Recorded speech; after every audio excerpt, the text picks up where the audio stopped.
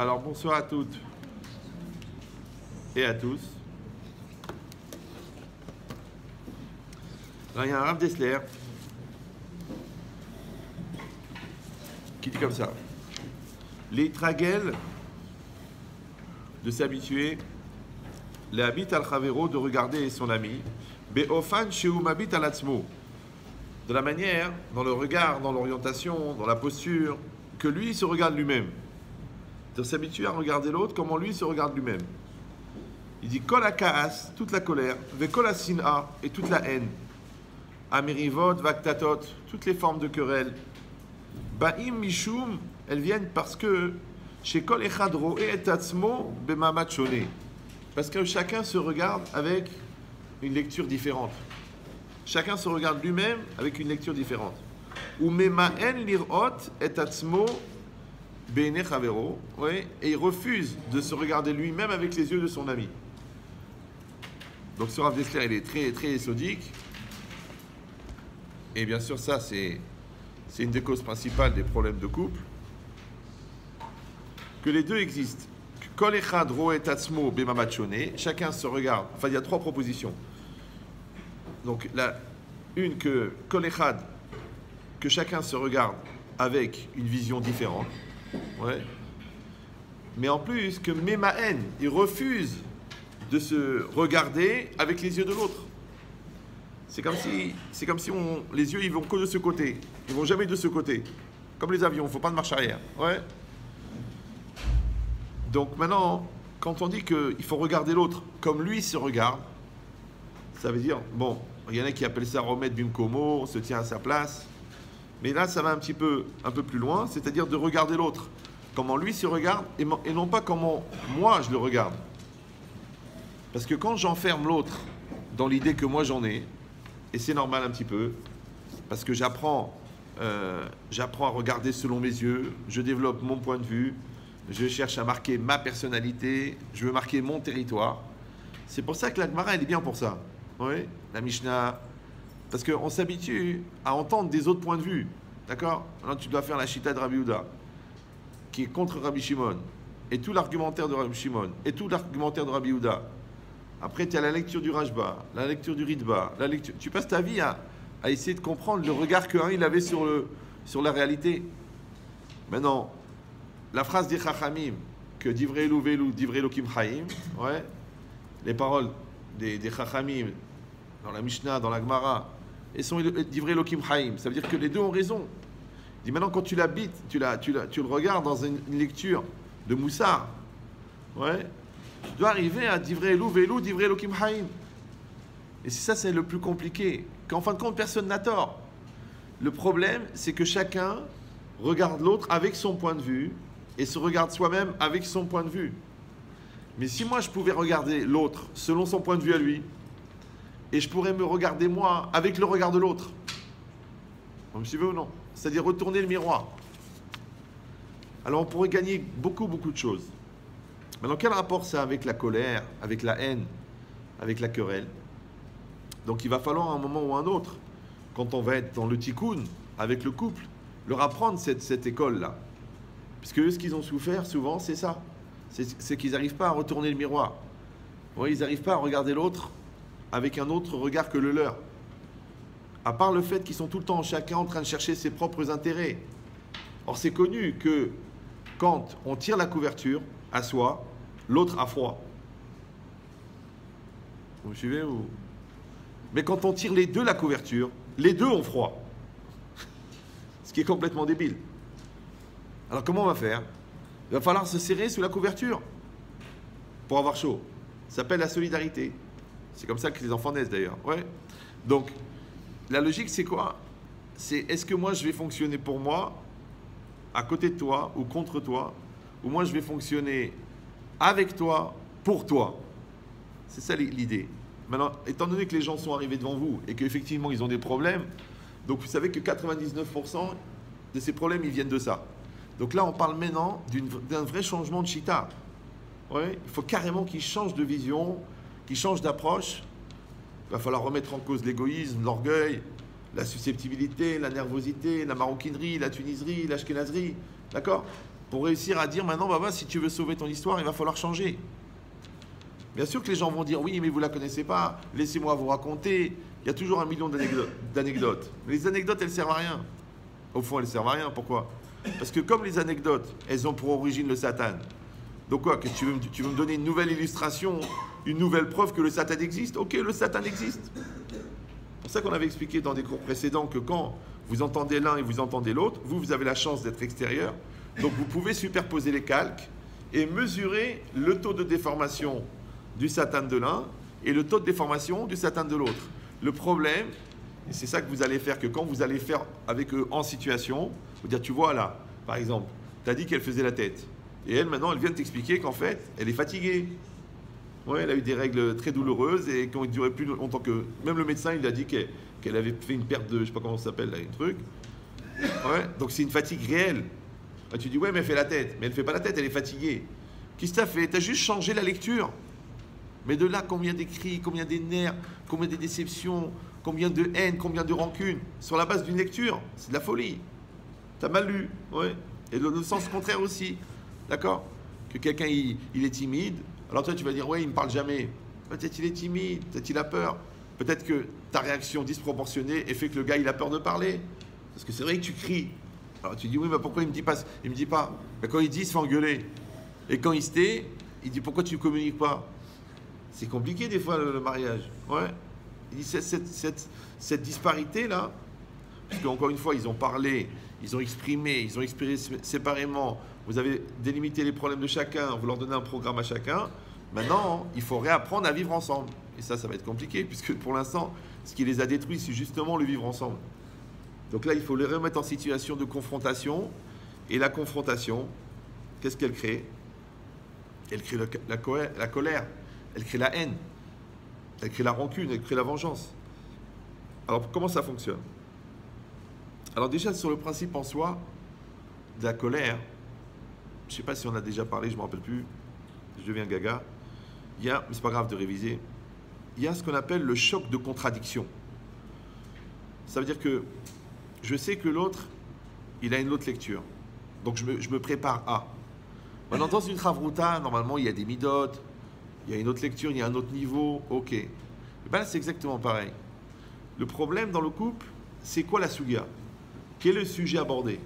Si le sujet abordé, c'est le chinour, ou le sujet abordé, c'est la parnassa, ou le sujet abordé, c'est je sais pas moi, le rapport avec les beaux-parents, c'est une chose.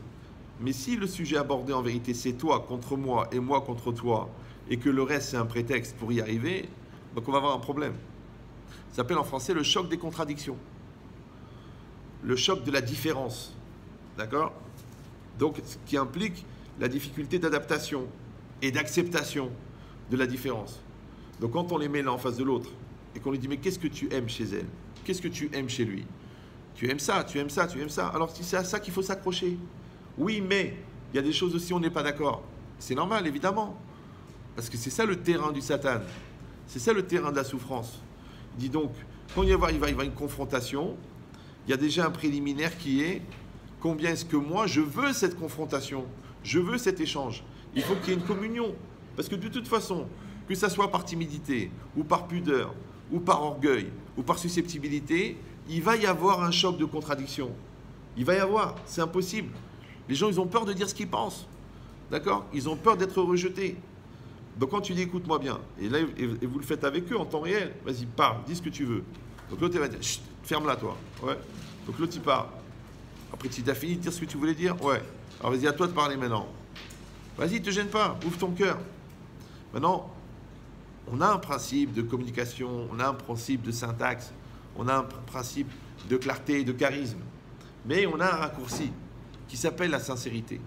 La sincérité et la spontanéité, elles raccourcissent toutes les maladresses d'expression. Vous me suivez ou non? Pourquoi? Parce que le ressenti, il passe. Maintenant, il faut que ce ressenti soit sincère. Parce que si le ressenti est faux, il crée de l'angoisse, ce qu'on appelle le ressentiment. Puisque tu mens. C'est un ressentiment. Ouais. L'autre a dit, je sens pas, je ne sais pas ce qu'il veut, je ne comprends pas ce qu'il a. Il dit ça vient de ça. Qu'en fait, je ne suis pas en sécurité avec toi de dire ce que je pense. Et toi, je ne suis pas en sécurité parce que j'ai peur de ta réaction. J'ai peur que tu le vives mal. J'ai peur que... On dit maintenant que vous avez accepté le rendez-vous, et maintenant que chacun a parlé, maintenant on va entamer maintenant du travail. Le travail, vous allez le faire quand je ne vais pas être là. Le médiateur, il ne sera pas là. Alors, comment vous allez faire pour vous débrouiller quand je ne suis pas là? Donc vous allez vous mettre en situation. La situation, c'est quoi? C'est le projet, puisqu'on a donné une chance. La promesse qu'on a fait au médiateur de s'engager dans un travail. L'engagement qu'on a signé pendant 3 semaines de raser le passé, de tout ce qu'on avait marqué avec le cours sur le redémarrage, d'accord? Et après, il reste à rentrer dans la réalité. Maintenant, malgré toutes les bonnes résolutions qu'on a, le Satan n'est pas mort. On l'aurait su, on l'aurait lu dans les journaux, ça sera apparu dans l'Yeted, le Satan est mort. Non, le Satan n'est pas mort, il est en pleine forme, il est mitradesh becholium, il est mitgaber becholium. Donc, par anticipation, on veut maintenant rentrer dans cette confrontation. Mais on veut que cette confrontation, elle soit productive, ouais, elle soit constructive et elle nous donne les énergies pour remettre à nouveau la confrontation. Parce que c'est ça le problème, c'est un peu le challenge. Parce que si ça passe, c'est extraordinaire, ça donne des forces. Mon amour, on a passé une bonne soirée, c'est incroyable. On a réussi à ne pas s'engueuler. Mais si ça casse, là, ça renforce le crédit de « Ah, je vous avais dit, ça ne marche pas, vous ne le connaissez pas. » Et on va ressortir tous les vieux dossiers des archives de 1914. Alors qui n'ont plus d'actualité, puisqu'a priori, on part sur une nouvelle base et qu'on a rasé le passé et qu'on donne une chance. Donc l'idée, c'est quoi? C'est que, comme on l'a expliqué 1 million de fois, il y a un ratson, il y a une volonté, après il y a un psychique qui va gérer cette énergie-là, cette volonté, et il y a un moi, et ensuite il y a une réalité. Maintenant, quand moi, déjà personnellement, je m'adresse à la réalité, et bien la réalité, des fois, elle colle avec ce que j'attends. Mais des fois, la réalité, elle ne colle pas avec ce que j'attends. Le problème, là, c'est que ce n'est pas une réalité figée, ce n'est pas une nature morte, ce n'est pas une situation, ce n'est pas une relation avec une réalité, c'est une relation avec l'autre. Donc moi, je suis vivant, l'autre, il est vivant. Moi, j'ai des attentes, l'autre, il a des attentes. Et c'est ça qui est difficile, de faire coïncider. D'accord? C'est comme s'il y a une prise mâle et une prise femelle. Vous avez la prise mâle, vous la mettez dans la prise. D'accord? Mais imagine que vous êtes dans le noir. Oui? Et l'autre, il a la prise femelle de la rallonge, et toi, tu as la prise mâle de la lampe. Et tu dis, vas-y chérie, à droite, à gauche. Mais attends, mais tu t'es lourde ou quoi? On est dans le noir, qu'est-ce que tu veux que je fasse maintenant? À dire plus haut, plus bas. Mais non, je ne te sens pas, je te sens quoi? C'est ça le problème. On a du mal à faire que le courant passe entre nous parce qu'on travaille en aveugle. Ça va? Et d'un autre côté, comment veux-tu que je mette la prise mâle dans la prise femelle? Puisque c'est la prise mâle, c'est justement la lumière.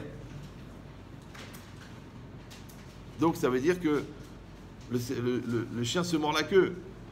Parce que je veux mettre le courant pour qu'on se voit, ouais, mais pour se voir, il faut que je mette le courant. Pour qu'on se comprenne, il faut qu'on arrive à parler, mais justement, notre problème, c'est qu'on n'arrive pas à parler. Donc le courant ne passe pas. Donc ça tourne en rond. Ouais. Donc il faut réussir à faire cet exploit extraordinaire que les Chachamim ont réussi, c'est Gito Veyado Bainke Ehad. Il faut réussir que l'effort que tu fournis pour régler le problème, il règle le problème en même temps que l'effort que tu fournis pour régler le problème. Ça va? Alors, je vous dis le secret, c'est parce que tu as compris que le problème, c'est un prétexte pour le but. Et le but, c'est quoi? C'est de faire un exercice de bonne volonté. Et le problème, c'est un prétexte. Maintenant, ça peut être on va débarrasser la chambre, ou ça peut être on va s'occuper du petit, ou ça peut être on va parler de l'argent. En vérité, le prétexte, on s'en fiche. Parce que ce qui compte, c'est de faire la communion des volontés. Mais si nous, on croit qu'on est en train de traiter un sujet, eh bien le sujet, c'est compliqué parce que les goûts, les couleurs. Et qu'est-ce que je te dise? Toi, tu as un point de vue masculin, moi, j'ai un point de vue féminin. Moi, j'ai été éduqué dans la rigueur. Toi, tu as été éduqué dans le laxisme. Toi, tu penses qu'il faut aller au bout des choses. Toi, tu penses que tu peux faire les choses à moitié. Toi, tu penses que Dieu va prendre en main. Toi, tu dis qu'il faut y aller. Alors, comment on va faire? Comment on va faire? C'est un cumul de différences. Et vous savez que quand il y en a deux, ça fait déjà beaucoup de combinaisons. Mais s'il y a 1000 différences, combien de combinaisons? À l'infini. Et c'est cette différence de combinaison que le Satan il va utiliser pour faire durer. Parce que des fois, tu te dis, mais comment ça se fait que ça dure tellement longtemps? Tu as un conflit avec n'importe qui. Ok, on se pose, on s'assoit, c'est de l'argent, on fait les calculs, c'est des horaires, on fait les trucs, c'est des humeurs, on demande Mechila. Ouais. Alors comment ça peut durer 20 ans avec quelqu'un d'autre? Donc ça veut dire qu'il y a une espèce d'auto-création du conflit. Ouais, on alimente à l'infini. Alors pour comprendre ça, ça veut dire que dans une logique de réalisation, donc on a dit que ça part d'une volonté pour atteindre une réalité, il y a juste un petit problème, c'est qu'il faut que la réalité, elle corresponde avec la volonté. Quand la réalité ne colle pas, alors il va y avoir une explosion de volonté. C'est comme de l'air comprimé. Vous avez un tuyau avec de l'air comprimé, d'accord? Alors ça fait pshhh. Et toi, tu dois le mettre dans la machine, dans le compresseur, dans le marteau-piqueur. Maintenant, le gars intelligent, il visse le tuyau quand l'air comprimé n'est pas allumé. Et après, il allume, ça fait très puissant. Mais si tu ouvres l'air comprimé et tu essayes de le mettre dans le marteau-piqueur, tu ne peux pas. Parce que la même énergie qui fait marcher le marteau-piqueur, c'est elle qui t'empêche de brancher au marteau-piqueur. Ben, c'est exactement pareil. Ma volonté d'être avec toi, c'est elle qui génère le fait que j'arrive pas à m'arranger avec toi. Parce qu'il faut d'abord brancher et après allumer. D'accord? D'abord faire correspondre, d'abord créer de la compréhension, d'abord créer de la complicité et après allumer. Ça veut dire que quand on met en place le kavod, la ira, le kavod du mari, le kavod de la femme, de faire attention à des mots qu'on prononce, tout le shulchan aruch en fin de compte du couple, après on peut faire la confrontation. Mais les gens ils font l'inverse. Ouais, ils lancent la confrontation. Qu'est-ce que tu dis de ça? Qu'est-ce que tu dis de ça? Ouais, ta famille, ta truc. Mais on n'a pas préparé. Donc les deux airs comprimés sont allumés à fond et on espère pouvoir les brancher. Mais tu peux pas. C'est comme le radiateur. Vous savez, vous avez un radiateur. Sur le côté, il y a un petit truc pour enlever pour enlever l'air, purger. Ouais. Mais faites attention. J'ai vu une fois un chauffagiste planté. Au lieu d'enlever un peu pour enlever l'air, il était un peu pressé. Il a enlevé le bouchon. Mais l'eau, elle sort comme ça. Et tu ne peux pas remettre le bouchon. Parce qu'il y a 4 ou 5 bars de pression sur un petit bouchon. Ouais, tu vas crever, tu vas mourir. C'est exactement pareil. Les gens, qu'est-ce qu'ils font? Ils provoquent la colère et après, ils essayent de s'arranger.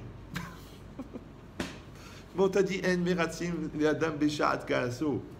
Ouais, on ne peut pas s'arranger avec la personne. Elle dit, oui, mais moi, je dis les choses comme elles sont. Puis moi, je ne veux pas tourner autour du pot. Puis moi, quand il y a un truc à régler, j'en parle. Ok, mais tu vois bien que le mec, avant de lancer la pression, il a mis en place. Il a mis un bon tuyau de bonne qualité, un bon appareil de bonne qualité, des vis de bonne qualité, des joints de bonne qualité, et il a bien serré.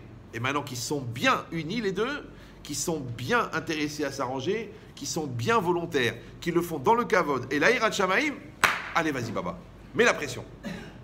Allez, vas-y, n'aie pas peur. Vas-y, mets la pression. Allez, vas-y, parle de tous les sujets, aborde les questions, ouvre ton cœur, pleure et rigole, et crie et fais un bisou, mais ouvre, n'aie pas peur. Mais je sais pas pourquoi les gens ils font l'inverse.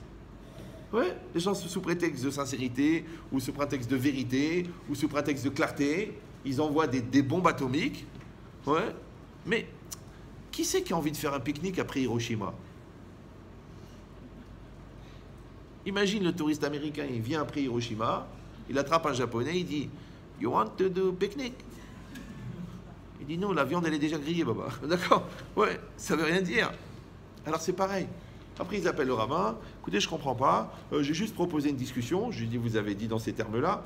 Bon, c'était pas vraiment ça. » Pourquoi ils sont bêtes les gens? Pourquoi ils sont bêtes? Mais t'as déjà vu un plombier qui ouvre l'eau tant qu'il n'a pas installé tous les joints? T'as déjà vu un gars qui allume l'électricité tant qu'il n'a pas vérifié que tous les câbles ils sont bien branchés et isolés? C'est évident. Déjà, encore une fois, au niveau individuel, quand la personne ne s'est pas préparée, d'accord, je vais rentrer dans un nouveau système, je vais appeler un nouveau client, je rentre dans un nouveau collège, j'aborde une nouvelle chavruta. Il peut avoir des chocs, il peut avoir des déceptions, il peut avoir des... Ouais, tu vas recevoir la belle-fille à la maison, prépare-toi. Ne fais pas la gueule, ne fais pas la truc, accueille-la sympathique, ne lui fais pas peur, prends-la dans tes bras.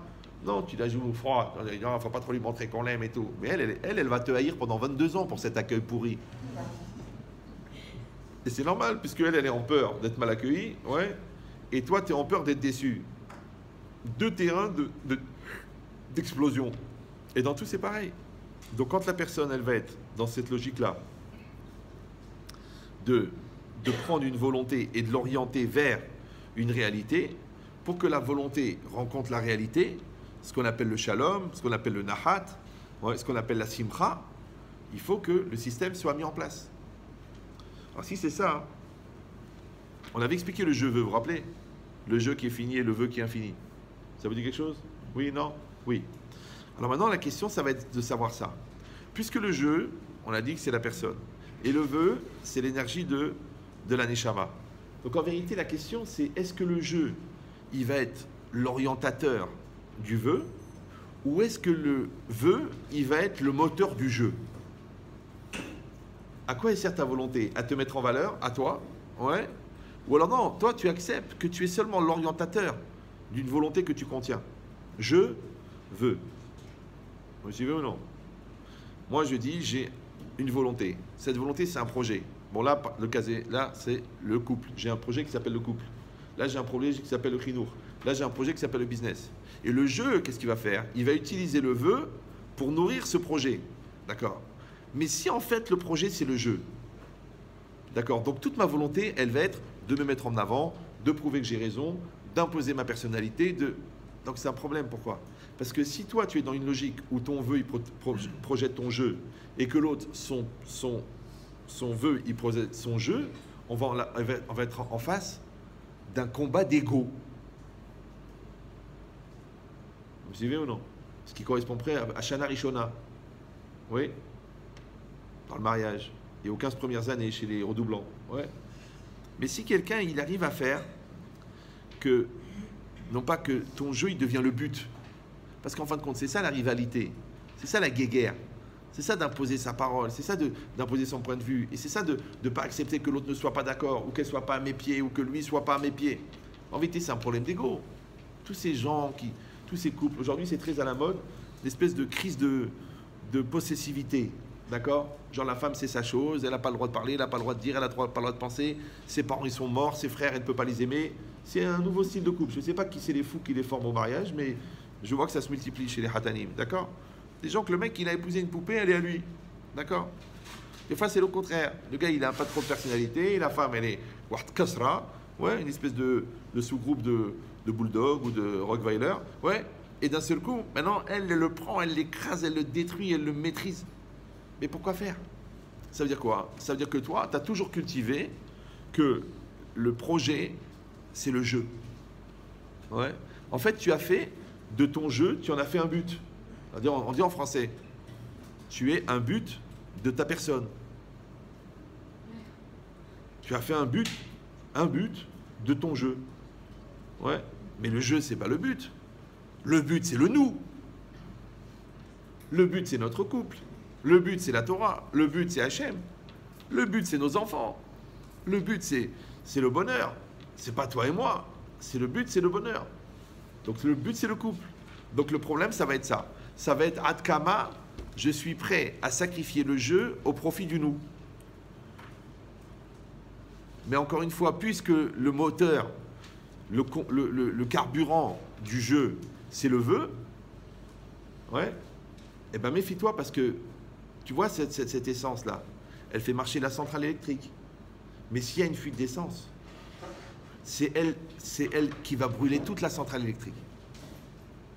Donc la même énergie qui nous construit, c'est celle qui nous détruit. La même. C'est ça le souci. Vous me suivez ou non? Comme l'énergie nucléaire. Tu peux éclairer toute une ville, mais où tu fais un accident et ça détruit toute une ville. Donc le même vœu, la même volonté, parce qu'on a dit que Avaz et Shaviut Taretzonot, la même volonté qui fait que tu existes et que notre couple existe, c'est la même volonté qui peut détruire le couple. Tout va dépendre, est-ce que le jeu, il est encore une fois l'orientateur du vœu, ou alors est-ce que le vœu, il est le projecteur du jeu? Ça va? Maintenant, normalement, quand on en est arrivé là avec les gens avec qui vous avez travaillé, c'est qu'ils ont compris que leur couple, il est plus important qu'eux.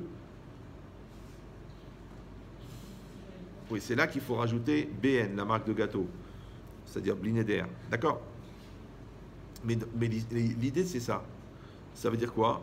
Ça veut dire que quand ma volonté, elle va rentrer dans une réalité, normalement, cette réalité, c'est l'espace de réalisation de ma volonté.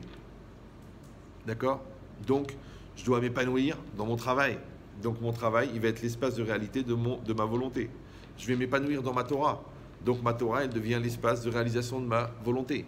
Maintenant, si je ne comprends rien dans ma Torah, ou je ne colle pas avec le Seder, ou ça ne m'intéresse pas ce sujet qu'on étudie, ou ma Chavota, elle ne comprend rien, ou mon Ravi me casse, donc le Kollel ne devient plus un espace de réalisation de ma volonté. Donc, il n'y a pas de simcha, donc il n'y a pas de jeu, donc il n'y a pas d'investissement. Et dans tout, c'est pareil. Maintenant, ça veut dire que pourquoi je vais m'énerver, pourquoi je vais me dégoûter, que ce soit encore une fois dans n'importe quel domaine, il va falloir faire un double travail. En même temps, il va falloir faire l'effort de projeter cette volonté vers l'extérieur, mais en même temps, il faut aménager le réceptacle pour que ça rentre à l'intérieur. L'effort et le bet kiboul, ben c'est exactement pareil. Moi, je veux que le couple y réussisse, toi, tu veux que le couple y réussisse. Maintenant, le réceptacle dans lequel les efforts vont être accueillis, eh ben c'est ça, c'est le kavod, c'est la finesse, c'est la douceur, c'est la patience, c'est la karatatov, c'est ça le bet kiboul. Maintenant, si on met de la volonté, mais il n'y a pas de bet kiboul, eh ben l'essence, elle se répand par terre en attendant le prochain incendie. Ouais. Et si on met le bet kiboul et on met pas d'essence, eh ben écoute, voilà, eh ben écoute, moi j'ai aucun sentiment, écoute, et toi, ben je ressens rien. Moi, je ne peux pas m'investir. Écoute, on a fait ce que le rabbin il a dit. Ben voilà, on se respecte, on vient à l'heure, on dit plus de gros mots. Bon, alors, eh ben, tu vois, il y a aucune passion, il n'y a aucun projet. Il faut les deux en même temps. Il faut les règles, ouais, et l'énergie. Le cadre et l'énergie. D'accord? Il faut la plomberie, le système de plomberie et ouvrir l'eau. Les deux. D'accord? Après, on a dit c'est seulement une question de chronologie. Donc, par rapport à ça, évidemment, vous avez compris que puisque la colère, c'est un problème d'inadaptation, donc automatiquement, ouais, la patience, ça va être un problème d'adaptation. Maintenant, on a dit la colère, c'est juste un accident on a dit de choc de contradiction, de choc de différence. Maintenant, encore une fois, quand vous les avez reçus et que vous avez donné des éléments, tu dis, mais regarde, voilà une nouvelle lecture, voilà une nouvelle lecture, voilà une nouvelle approche, voilà une nouvelle approche. Pour leur dire, voilà, je ne suis pas en train de régler votre problème maintenant ponctuel.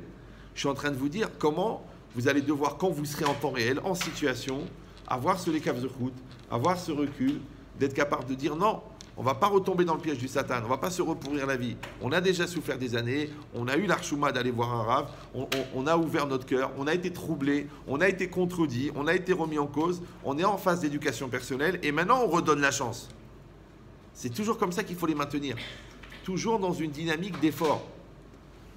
D'accord? Maintenant, et cette dynamique d'effort, parce que c'est difficile de se mettre en situation de, ouais, malgré la peur qu'on a d'être à nouveau déçu, d'être à nouveau cassé, d'être à nouveau jeté. Parce que le Satan, qu'est-ce qu'il va dire? Ah bah ça ne marchera pas. De toute façon, on s'est planté combien de fois? C'est pas la première fois qu'on essaie de rebondir. Mais ça, cette question-là, tu peux te la poser tous les matins. Tous les matins en te levant, tu peux dire à quoi ça sert de me lever? Pourquoi vivre une journée de plus? Ouais, de toute façon, je ne suis pas Moshe Rabbeinu, je ne suis pas Rabbi Akiva Eiger. De toute façon, je ne suis pas Bill Gates. Ouais, de toute façon, je n'ai pas maigri depuis hier. Chacun avec sa problématique. Mais de savoir, est-ce que je vais donner de l'avenir à mon présent ou je ne vais pas donner d'avenir à mon présent.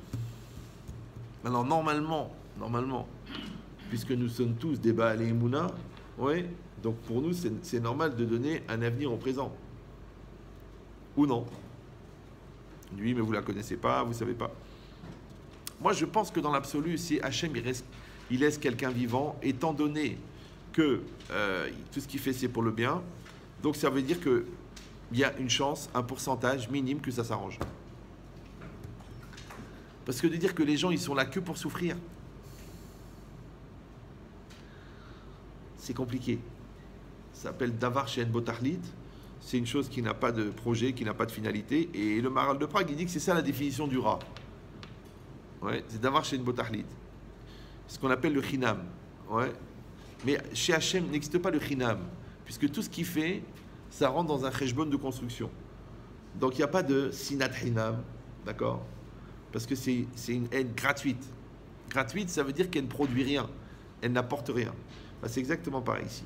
Quand nous, on devient dans un projet où le nous, il est prioritaire sur le jeu, donc ça, il va falloir leur dire, leur répéter, il va falloir l'écrire sur les murs, se le tatouer sur la main, d'accord? Que maintenant, à chaque fois que vous faites un calcul par rapport au couple. Qu'est-ce qui est bon pour le couple? Qu'est-ce qui apporte le couple? Qu'est-ce qui est dangereux pour le couple? Qu'est-ce qui remet en cause le couple? D'accord? On investit dans le couple nous nourrit. Donc il faut vraiment, vraiment, vraiment qu'ils arrivent à noyer leur jeu dans le nous.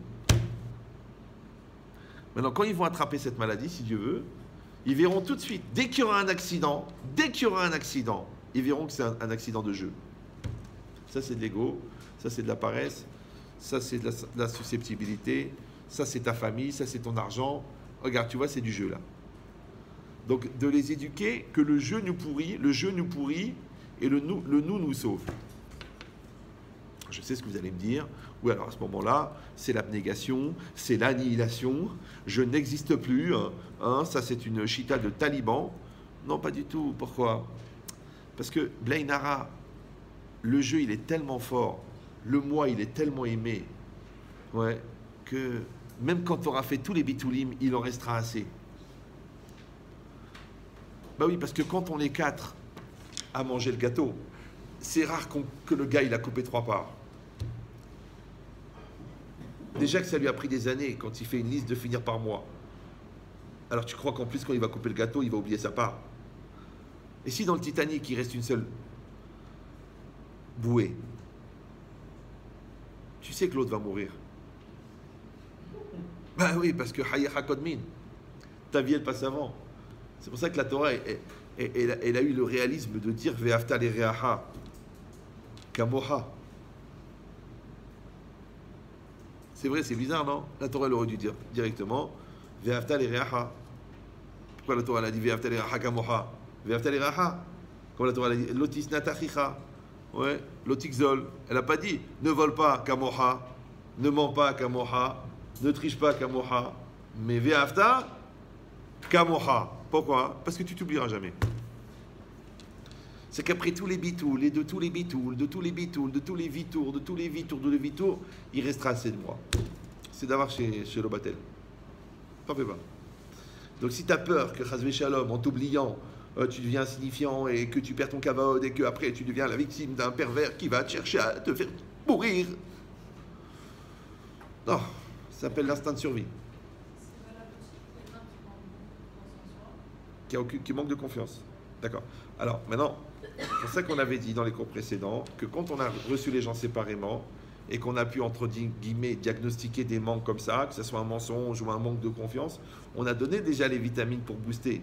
Donc, en parallèle, maintenant on n'a pas trouvé une autre recette pour fabriquer du nous que d'enlever des jeux. Parce que je sais que les gens, ils vont dire, non, peut-être que nous, c'est toi et moi. Ça marche plus. Ça marche plus. Parce que tu maintiens le virus, d'accord? Et tu voudrais trouver le médicament. Tu voudrais que le médicament agisse, mais tu maintiens le virus. Non, enlève-le. Ah, tu veux dire, oui, mais quand même pour ma dignité, non, mais je t'ai pas dit de t'annihiler, je t'ai pas dit de te détruire. Parce qu'encore une fois, tu penses à toi, tu manges, tu sors, tu te fais plaisir, tu respires, tu rigoles. Ouais, premièrement. Et deuxièmement, dans la responsabilité de l'autre, il y a le fait de te respecter. Donc l'autre, le jeu, il va te le donner. Ouais. Là, juste la question, la différence, c'est la différence entre recevoir l'incitation à exister de l'autre, qui s'appelle le kavod, ouais, ou alors de battre toute sa vie pour être toujours le gagnant, toujours la gagnante, toujours tout mettre son jeu en avant, toujours que ça soit, c'est ça le but, c'est que j'ai raison, c'est que tu te tais, c'est moi qui agis, c'est moi qui maîtrise, c'est moi. C'est ça le problème. Pourquoi? Parce qu'encore une fois, je ne peux pas exister avec toi quand tu prends toute la place. Donc c'est un process. Le process que nous deux, en fin de compte, on va s'effacer devant notre couple. Exactement pareil que si on est en train de s'engueuler et quelqu'un rentre, les enfants ils rentrent, la belle-mère elle rentre, ah on se calme. Ouais, de toute façon tu prends la tête, tu me saoules, toi espèce de gros, hop, la belle-mère rentre. Oui chérie, alors comment on fait pour Shabbat? Une valise ou 2 valises? On prend une valise pour les enfants? Alors elle dit, écoute chérie, tu es en train de m'insulter, tu peux continuer, il n'y a pas de problème, c'est pas parce qu'il y a ta mère que ça doit changer. Alors lui, il la regarde, genre, tu vas mourir ce soir. Ouais. Mais c'est quoi l'idée? Qu'est-ce qui fait le regard extérieur? Pourquoi le regard extérieur, il crée la distance? Alors chez les pauvres types, ça s'appelle l'hypocrisie, d'accord? Et chez les gens intelligents, ça s'appelle respecter la vie privée. Maintenant, si on est capable de le faire, mais sans que l'autre soit là. Pourquoi? Parce que, ok, ta belle-mère, elle n'est pas là. Ok, les enfants ne sont pas là. Mais Hachem, il est là. Premièrement. Après, ton couple, il est là. Ça veut dire ton projet, il est là. Tu te rappelles, toi et moi, on voulait sauver une histoire. Rappelle, toi et moi, on voulait construire. Toi et moi, on a embêté le rave, on a passé du temps avec lui. Donc, toi et moi, on veut réussir. Et bien, ce toi et moi, il va dire au moi et au toi, ça suffit. Arrête de nous saouler avec tes bêtises de gamin. Maintenant, on a des choses plus importantes à faire qui s'appellent la compréhension, qui s'appelle la conciliation, qui s'appelle le vivre ensemble, qui s'appelle la communion. C'est plus important. Ça va? Donc, entre guillemets, c'est un process de sacrifice, mais en fait, c'est ce qui fait apparaître la valeur de la chose. Comme dans tous les domaines, comme dans tous les process de sacrifice, que le sacrifice, c'est de faire apparaître un potentiel. C'est ça l'intérêt.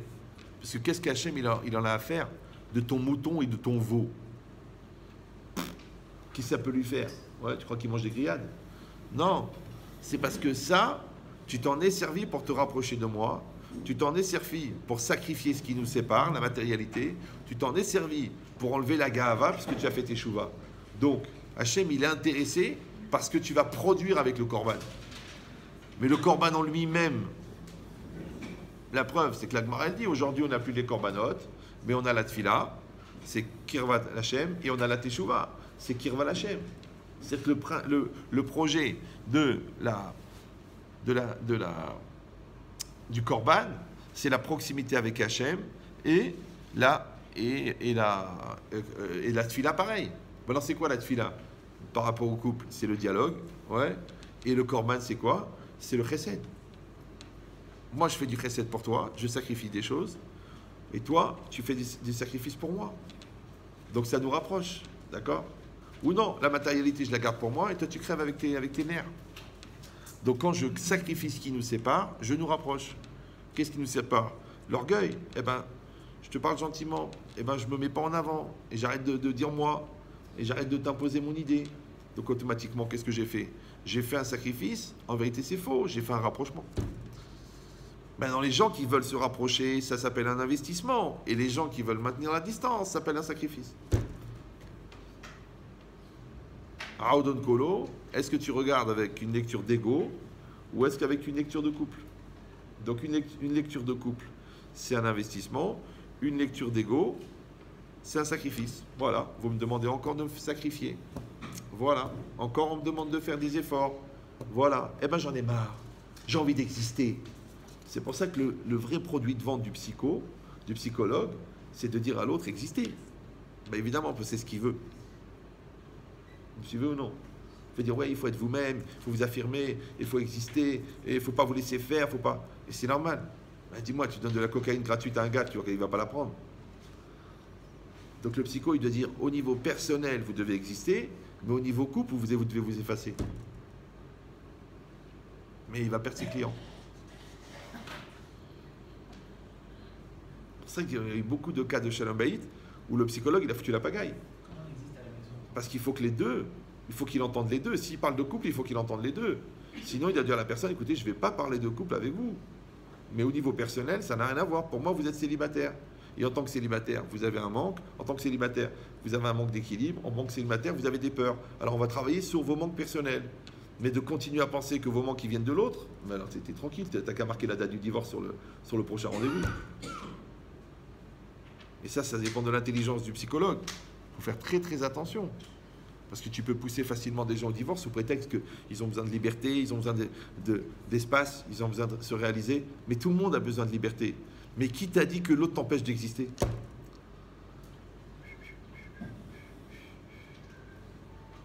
Parce qu'il y a de l'amour quand même. Les enfants, ils sont nés. Il y a beaucoup de méfaits. C'est route nefesh. Il y a des bons moments. Alors comment ça se fait que Pitom, l'autre, il est devenu l'ennemi de ma réalisation personnelle, le destructeur de mon jeu?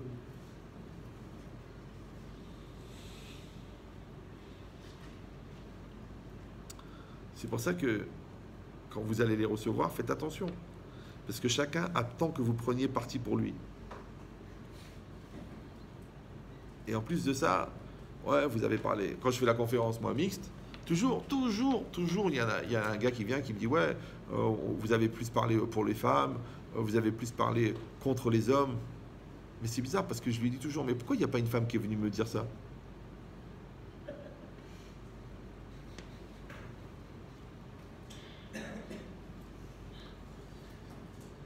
Donc l'idée, il est ici.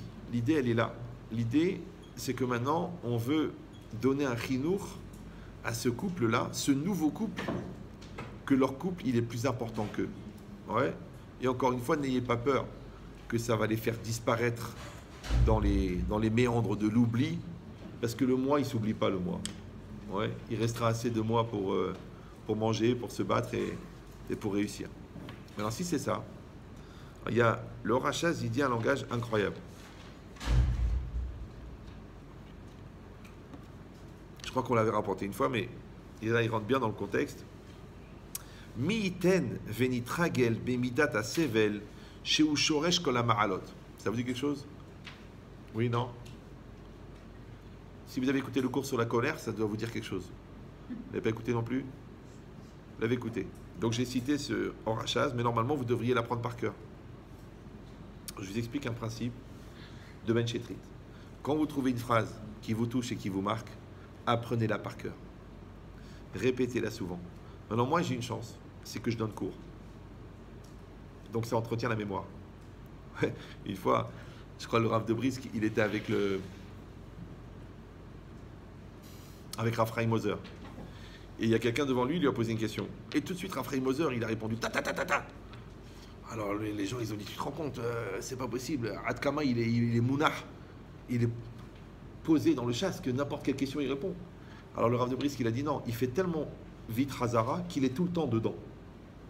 Je sais pas si vous me suivez. Toi, tu as étudié un truc à l'Yeshiva, ça fait 14 ans. Alors le mec qui te demande, alors à Rodef, alors dans le din de Rodef, attends, comment ça marchait? Tu essaies de te remettre dans le contexte. Mais lui, il a étudié à 3 semaines, parce que tous les mois, il finit le chasse. Donc, Adam Gavra Rabba, normalement, c'est genre, il ne faut pas poser une question, sauf Gavra Rabba. Mais lui, il est tout le temps dedans. Alors c'est pareil. Si vous, bien sûr, à une autre échelle, les sujets qui vous intéressent, les choses auxquelles vous vous accrochez, les principes qui vous touchent, eh ben, vous les écrivez et vous les apprenez et les répétez. Voilà, encore une fois, moi je suis mounard parce que moi j'enseigne tout le temps. Donc moi les choses elles reviennent tout le temps. C'est ma marchandise, c'est mon produit, d'accord? Donc je le vends. Mais vous, maintenant vous, si vous voulez être des représentants de ce principe-là, une phrase comme ça, vous devez la prendre par cœur. Il faut vous dire que tout à l'heure quand j'ai écrit le cours, parce que je l'ai écrit tout à l'heure à 7h, j'avais pas la feuille, mais je l'ai écrit par cœur. Maintenant je l'ai enseigné beaucoup. Mais c'est pas une question que tu l'as répété souvent. C'est parce que ça t'a touché. Maintenant, sachez que ce qui vous touche, ça va toucher les autres. Si vous ne touche pas, c'est copier-coller. Après, tu dis, ouais, je comprends pas, ils sont pas enthousiasmés. Mais toi non plus, c'est vrai. Ouais, mais eux-mêmes, ils y croient pas. Pourquoi? Parce que toi, au fond, tu n'y crois pas. Toi aussi, tu dis, mais ça marchera pas. Ils sont débiles, les deux. Ils sont méchants, ils sont pervers, ça marchera pas. Et si toi, il faut que ton enthousiasme, il soit plus fort que leur lourdeur. Ouais. C'est ça que tu vends. Tu vends de l'espoir. Tu vends de l'amour. Moi, les mecs qui m'appellent, ils me disent, écoutez, voilà comment on fait pour divorcer. Je dis, moi, tu m'appelles pas pour ça, moi. Il y a des croque-morts, il y a des pompes funèbres. Moi, tu veux t'en sortir, même à un niveau très bas, on va se battre. Mais me dire comment il faut faire pour qu'on se divorce le plus intelligent possible. On va voir, il y a des gens qui ça s'appelle l'euthanasie. Ils t'accompagnent dans ta mort. Ouais. Donc ici, c'est marqué Mi'itel venitragel. Dis-le à Rachas, qu'est-ce qu'il pourrait faire Venitragel que nous nous habituons Bemidata sevel, dans cette qualité de la patience. Sheu shoresh kol hama'alot, qui est la racine de toutes les qualités, de tous les niveaux. Alors là-bas aussi, j'avais ramené le Ravolbeu, que vous avez sûrement étudié là-bas dans les Vadim de Kaz Vesavlanout, dans le Aléchour bête. Non? Bon. À Savlan, je sais que vous n'avez pas le temps, je sais, ouais, mais c'est pas grave, je vous mets un petit pic comme ça. À Savlan, le patient, Domé Mamash, L'énocé massa kaved. Le patient, il ressemble à quelqu'un qui porte un poids très lourd. Ou mamshich la lechet, et qui continue à avancer. Alors il dit, anachnu roim, nous voyons, veshomrim, dvarim, ouais, shonim. Donc, on entend des choses qui sont différentes, mimenu, de nous-mêmes. Ou mamshichim liot chaverim tovim. Et nous continuons à rester des bons amis. Il faut amener le couple à qu'on ne va pas être d'accord peut-être. Peut-être on ne va pas finaliser le même projet. Mais moi je t'aime. Vous me suivez ou non? Moi le couple il est 100%. Maintenant on discute sur le chinour, on discute. On discute sur l'argent, on discute. Toi tu as peur, moi j'ai pas peur. On va se poser. D'accord? On discute que tu ne te lèves pas le matin. Ne te vexe pas, moi je suis là pour t'aider. D'accord? Et toi ne dis pas, ah ouais, de quoi tu te mêles, laisse-moi vivre. Non, parce que toi et moi on est bien. Nous on va bien. Mais notre couple, il a un petit problème avec un mec qui ne se lève pas le matin, qui se trouve accessoirement avec toi. Ouais. Et notre couple, il a un petit problème avec une fille hystérique qui crie pour n'importe quoi, qui se trouve accessoirement avec toi. Mais nous, on va bien. L'erreur, c'est de mettre le jeu au milieu. Alors, on ne peut pas parler parce qu'on parle à un mur. Ça va? Et tout est dans sa définition. Il dit parce que Savlan, domé mamash, les nocé massa kaved. Tu portes un poids, un poids. Non, maintenant je te dis, écoute, tiens, s'il te plaît, est-ce que tu peux emmener à Tel Aviv cette valise de 80 kilos? Tu dis, mais t'es un malade. Est-ce qu'il y a des roulettes? Non. Est-ce qu'il y a des poignées? Non. En plus, elle est enduite de graisse. Elle lisse. C'est de la folie, ça t'échappe. C'est pire que ton shalom bayit. D'accord? Donc, ça s'appelle le massa kaved. C'est quoi massa kaved? C'est l'autre. L'autre, c'est massa kaved. C'est la différence de l'autre. C'est le caractère de l'autre. C'est la famille de l'autre. C'est la mère de l'autre. Très, très kaved. D'accord? Ouais. Mais tu le portes et tu marches. Parce qu'il y a deux comportements. Il y a des gens qui vont porter. Parce qu'il faut porter, parce qu'on est là pour porter, parce qu'on a été éduqué à porter, parce qu'on a une conscience qui nous demande de porter et qui nous oblige à porter. Mais on n'avance pas. Parce qu'il a dit qu'il faut porter et marcher. Porter et avancer. Vous me suivez ou non? Donc il y a des gens qui sont écrasés par la culpabilité et le poids de la responsabilité. Donc ils portent, mais ils ne bougent plus. Tu dis, viens, on y va. Viens, on évolue. Viens, on se pose des questions. Non, je suis écrasé. Je suis écrasé par ton intelligence. Je suis écrasé par mes nerfs. Je suis écrasé par ma peur. Je suis écrasé par mon manque de émouna, par ton manque, ta trop grande émouna. Donc ils portent le poids, mais ils n'avancent pas. D'accord? Il a dit un volbeu. C'est quelqu'un qui porte le poids et qui avance. Après, il y a l'inverse. Il y a des gens qui avancent, ils avancent très bien. Ils avancent, tu les vois, mais ils ne portent pas.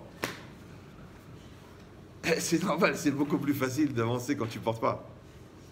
Vous me suivez ou non? Et pire encore, ils se servent du poids de l'autre pour avancer. Parce que toi, tu es complexé, hop, ça les projette en avant. Parce que toi, tu n'es pas à l'aise, hop, ça les projette en avant. Parce que toi, tu n'es pas sûr de toi, hop, ça les projette en avant. Ce qu'on appelle la natation. Parce que c'est une grande chita dans la natation.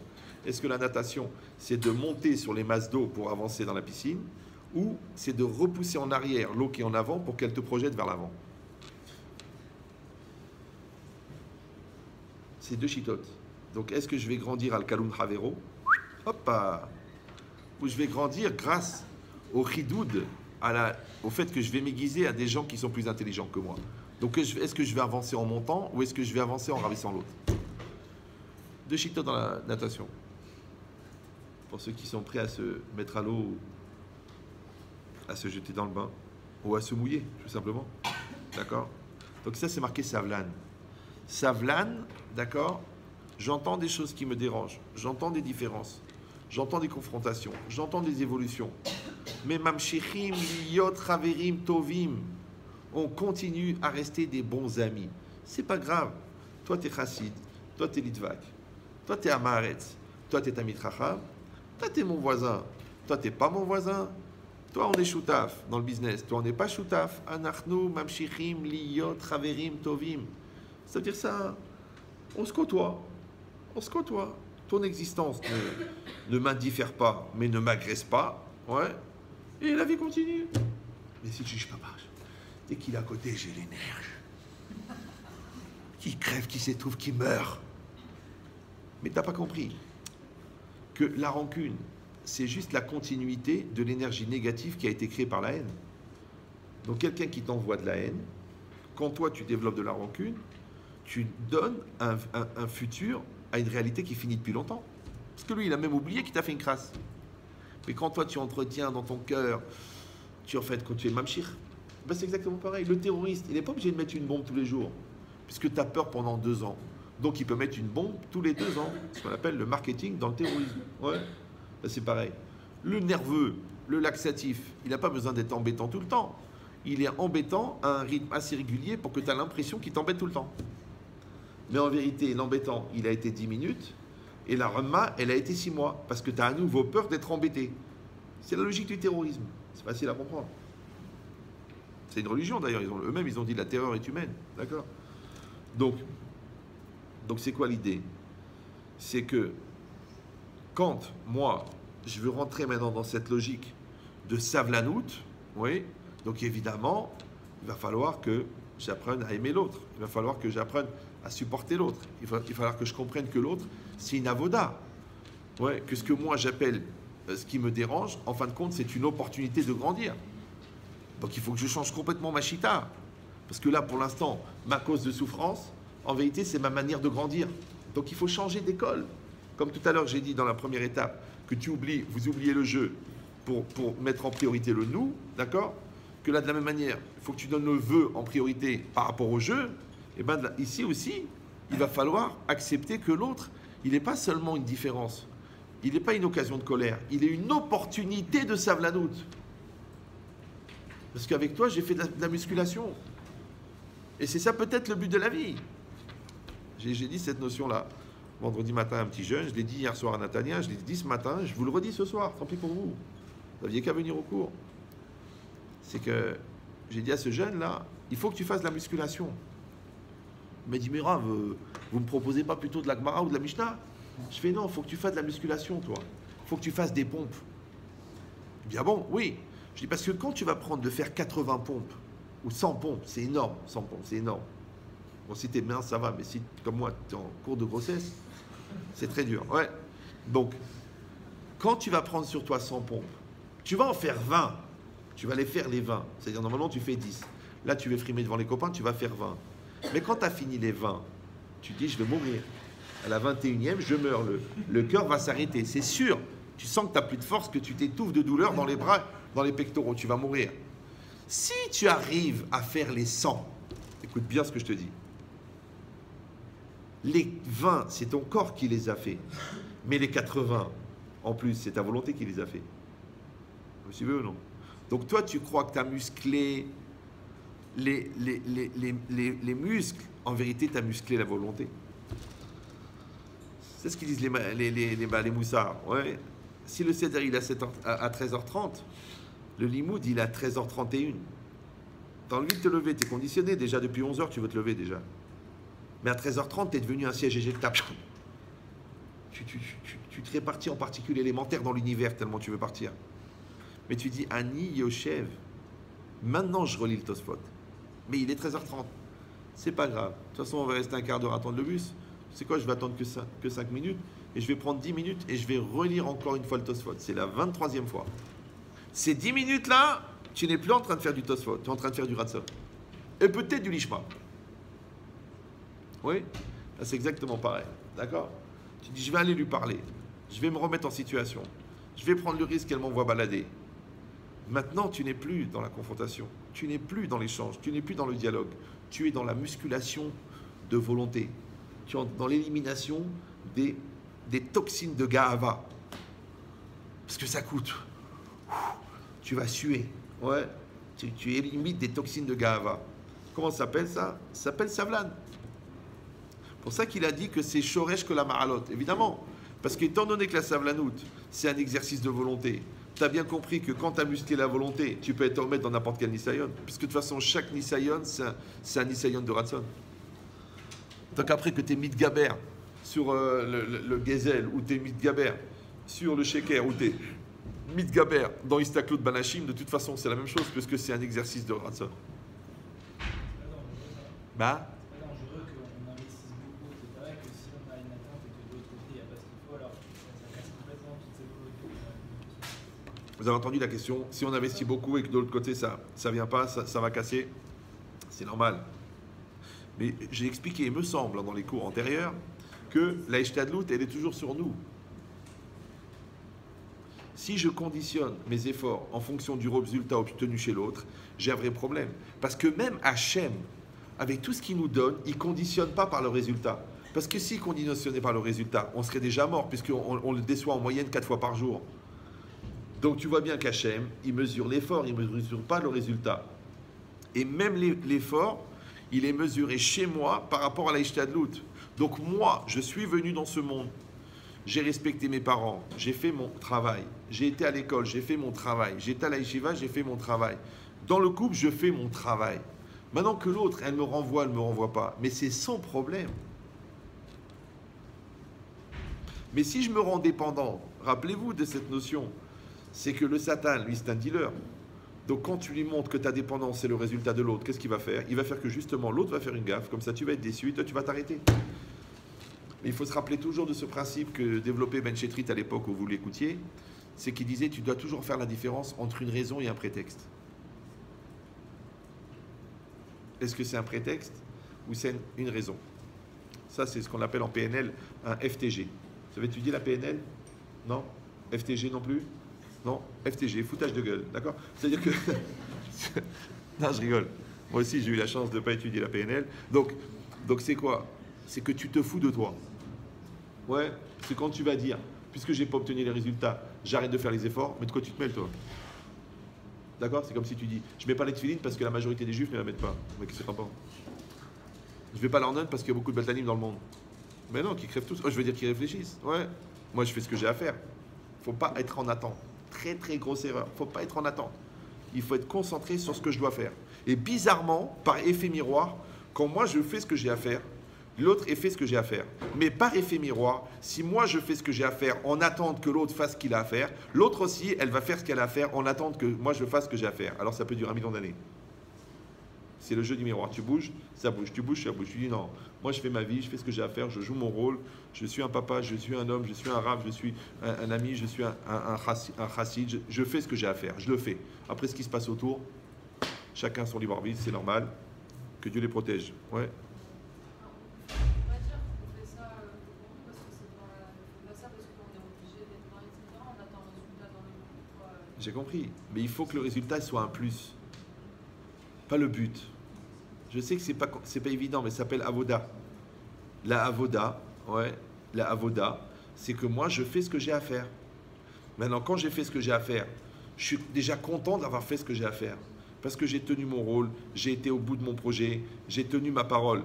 Maintenant, si en plus de ça, l'autre, il m'a remercié, si l'autre, il m'a dit merci, si l'autre, il s'investit, s'il a donné des pérottes, qu'on la cavote. Si on n'est pas heureux, ça a fait ça, elle n'est pas heureuse dans son couple, alors ça ne va pas y avoir. Encore une fois, je vous parle de ça. Je veux dire, parce que c'est un phénomène auto-nourrissant. C'est-à-dire que quand moi je dis je ne suis pas heureux, c'est parce que moi-même j'ai fixé un but que lui-même ne me rend pas heureux.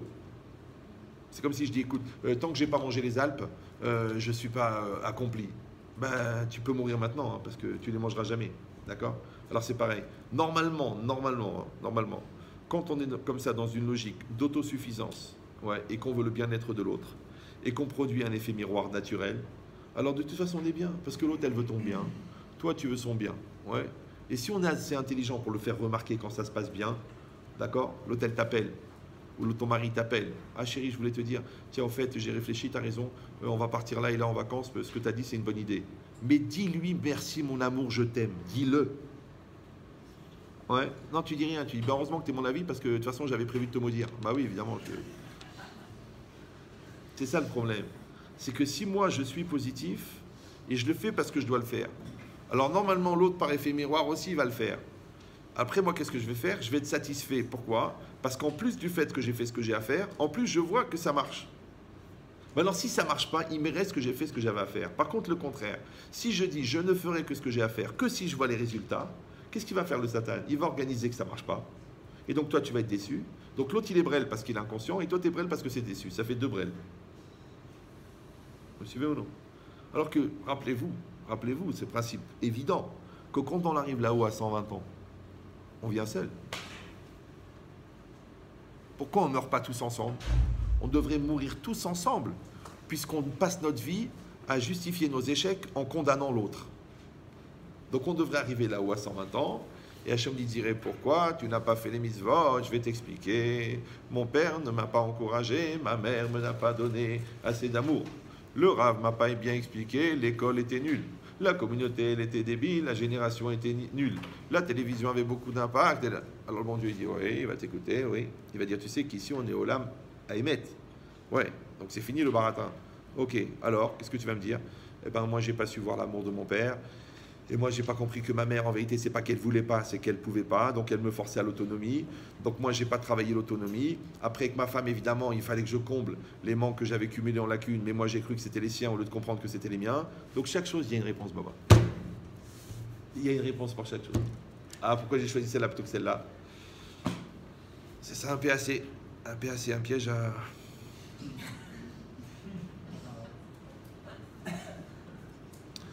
Il y a toujours de lecture. C'est pour ça que la Gemara dit Achidetema Kamash Malan. Parce qu'il y a de lecture. C'est pas grave. Il y a de lecture. Maintenant, avec la première, les Goïms, ils ont écrit une doctrine de philosophie. Et la Torah, elle avait dit non, Kamash Malan, que c'est pas comme ça. Et donc, tu vas faire, il y aura les deux lectures. Qu'est-ce que tu vas faire maintenant? Alors, qu'est-ce que tu vas faire? Tu vas continuer à choisir la lecture qui t'induit en erreur? Ou tu vas dire non, on a créé la remise en cause, on a créé l'effort, on a créé le... Et quand tu vas arriver là-haut, tu diras à Hachem, moi j'ai fait ce que j'avais à faire. Moi, des femmes, elles m'appellent, elles me disent, écoutez, Rabbi Chetri, je ne comprends pas, pourquoi il m'a trompé? J'étais toujours là, j'étais toujours là. Je dis, madame, la réponse, c'est quoi la vraie réponse? Ouais, tu vas la culpabiliser encore, vous n'étiez pas assez sexy, vous n'étiez pas assez investi, vous n'étiez pas assez gentil. Non, vous avez grossi, non. Tu vas lui dire, écoutez, madame, vous avez fait ce que vous avez à faire, mais le fait d'avoir fait ce que vous avez à faire n'enlève pas à l'autre le droit d'être brel. Donc tu vois bien que la référence de début et la référence de fin, c'est je fais ce que j'ai à faire. Maintenant que tu es Eved Hashem, que tu es Eshet Raïl, que tu es un mari exemplaire, que tu es un père parfait, ça c'est ton travail. Maintenant que les enfants le comprennent et en profitent, Bezrat Hashem, que ton conjoint il en tire profit, Bezrat Hashem, ce qui compte c'est que tu es reconnu par Hashem. Mais si encore une fois, toi tu conditionnes tes efforts en fonction du résultat, tu as déjà calculé la date de fin. C'est comme si tu as juré sur la Torah que tu ne remettras pas d'essence. Donc tu peux calculer quand est-ce que la voiture elle va tomber en panne. Mais on t'a donné une hybride, Yabrel. C'est une hybride. Elle s'auto-alimente, elle est électrique. Ouais, toi tu fais un mouvement, tu fais un effort. L'effort il donne une satisfaction, la satisfaction elle te remplit. Comme ça te remplit, ça te donne des projets. Le projet il te donne des moyens. Les moyens, tu les réalises, hop, ça donne une satisfaction. La satisfaction elle te remplit. C'est le mouvement perpétuel. Mais il faut que tu sois autonome. Dès que tu es dépendant, c'est comme si tu as donné le bâton pour te faire frapper. Il faut être autonome, il faut être indépendant. Quand tu dis oui, mais ça sent la solitude. Non, ça s'appelle l'existence en français. Vu que tu es sorti seul du ventre de ta mère, on ne voit pas pourquoi tu rentrerais à 19 dans le cercueil. Maintenant, le fait d'être bien quand tu es seul, bizarrement, tout le monde veut être proche de toi. Et toi, tu le prends comme un plus. D'accord? Toi, tu dis, moi, je veux être racham. Et à part ça, j'ai le kavod de la Torah. À part ça, j'ai le kavod de l'ingénieur. À part ça, j'ai le salaire de l'ingénieur. À part ça, j'ai la siaté d'Ishmaïa. À part ça. Mais moi, mon projet, c'était de ça. J'ai fait ce que j'ai à faire. C'est ça que c'est toujours marqué Kacher Tiva Hashem, Kacher Tiva Hashem, Kacher Tiva Hashem. Elle dit, moi, t'as pas une petite initiative personnelle? Mon cher Rabbeinu, t'as pas une petite idée? Non. Les avot, ils improvisaient. Les autres, ils appliquent. Vous avez compris ou non? Et il n'y a pas de frustration là-dedans. Parce que je comprends votre scénario de dire oui, parce que souvent les gens ils me disent oui, c'est pour ça que je fais mixte. Parce que quand tu fais un cours aux hommes, ils disent ouais, dommage que les femmes n'étaient pas là. Et quand tu fais un cours aux femmes, ils disent ouais, mais c'est les femmes qui auraient dû écouter. Mais quand les deux ont écouté, qu'est-ce qu'il leur reste pour ne pas assumer le fait qu'ils doivent se mettre en mouvement? C'est de dire ici ça marche pas. Si ça marche pas, crève. Vous avez compris ou non? Il n'y a pas d'autre solution. Il n'y a pas. Il n'y a que aller de l'avant, il n'y a pas. Tu l'oublies l'autre. Ouais. De t'enfermer dans c'est trop difficile, j'y arriverai pas. Oui, mais elle ne comprend pas, il réagit pas comme il faut, il n'assume pas. Ça sert à rien. Tout ça, c'est de la parchanoute. Parce qu'au fond, le bon Dieu t'a posé la question. Maintenant, si la réponse, elle est aussi simple que à quoi ça sert, parce que de toute façon, ça ne m'apporte pas les résultats, alors pourquoi on t'a posé la question? Puisque comment on peut faire dépendre la continuité d'un résultat qui n'est pas entre tes mains? Et là-bas, on va te juger sur ce que toi, tu as produit. Alors fais ce que tu as à faire. Maintenant, la vérité, personnellement, j'ai jamais vu des gens qui ont fait à fond ce qu'ils avaient à faire et qui n'ont pas vu les pérotes.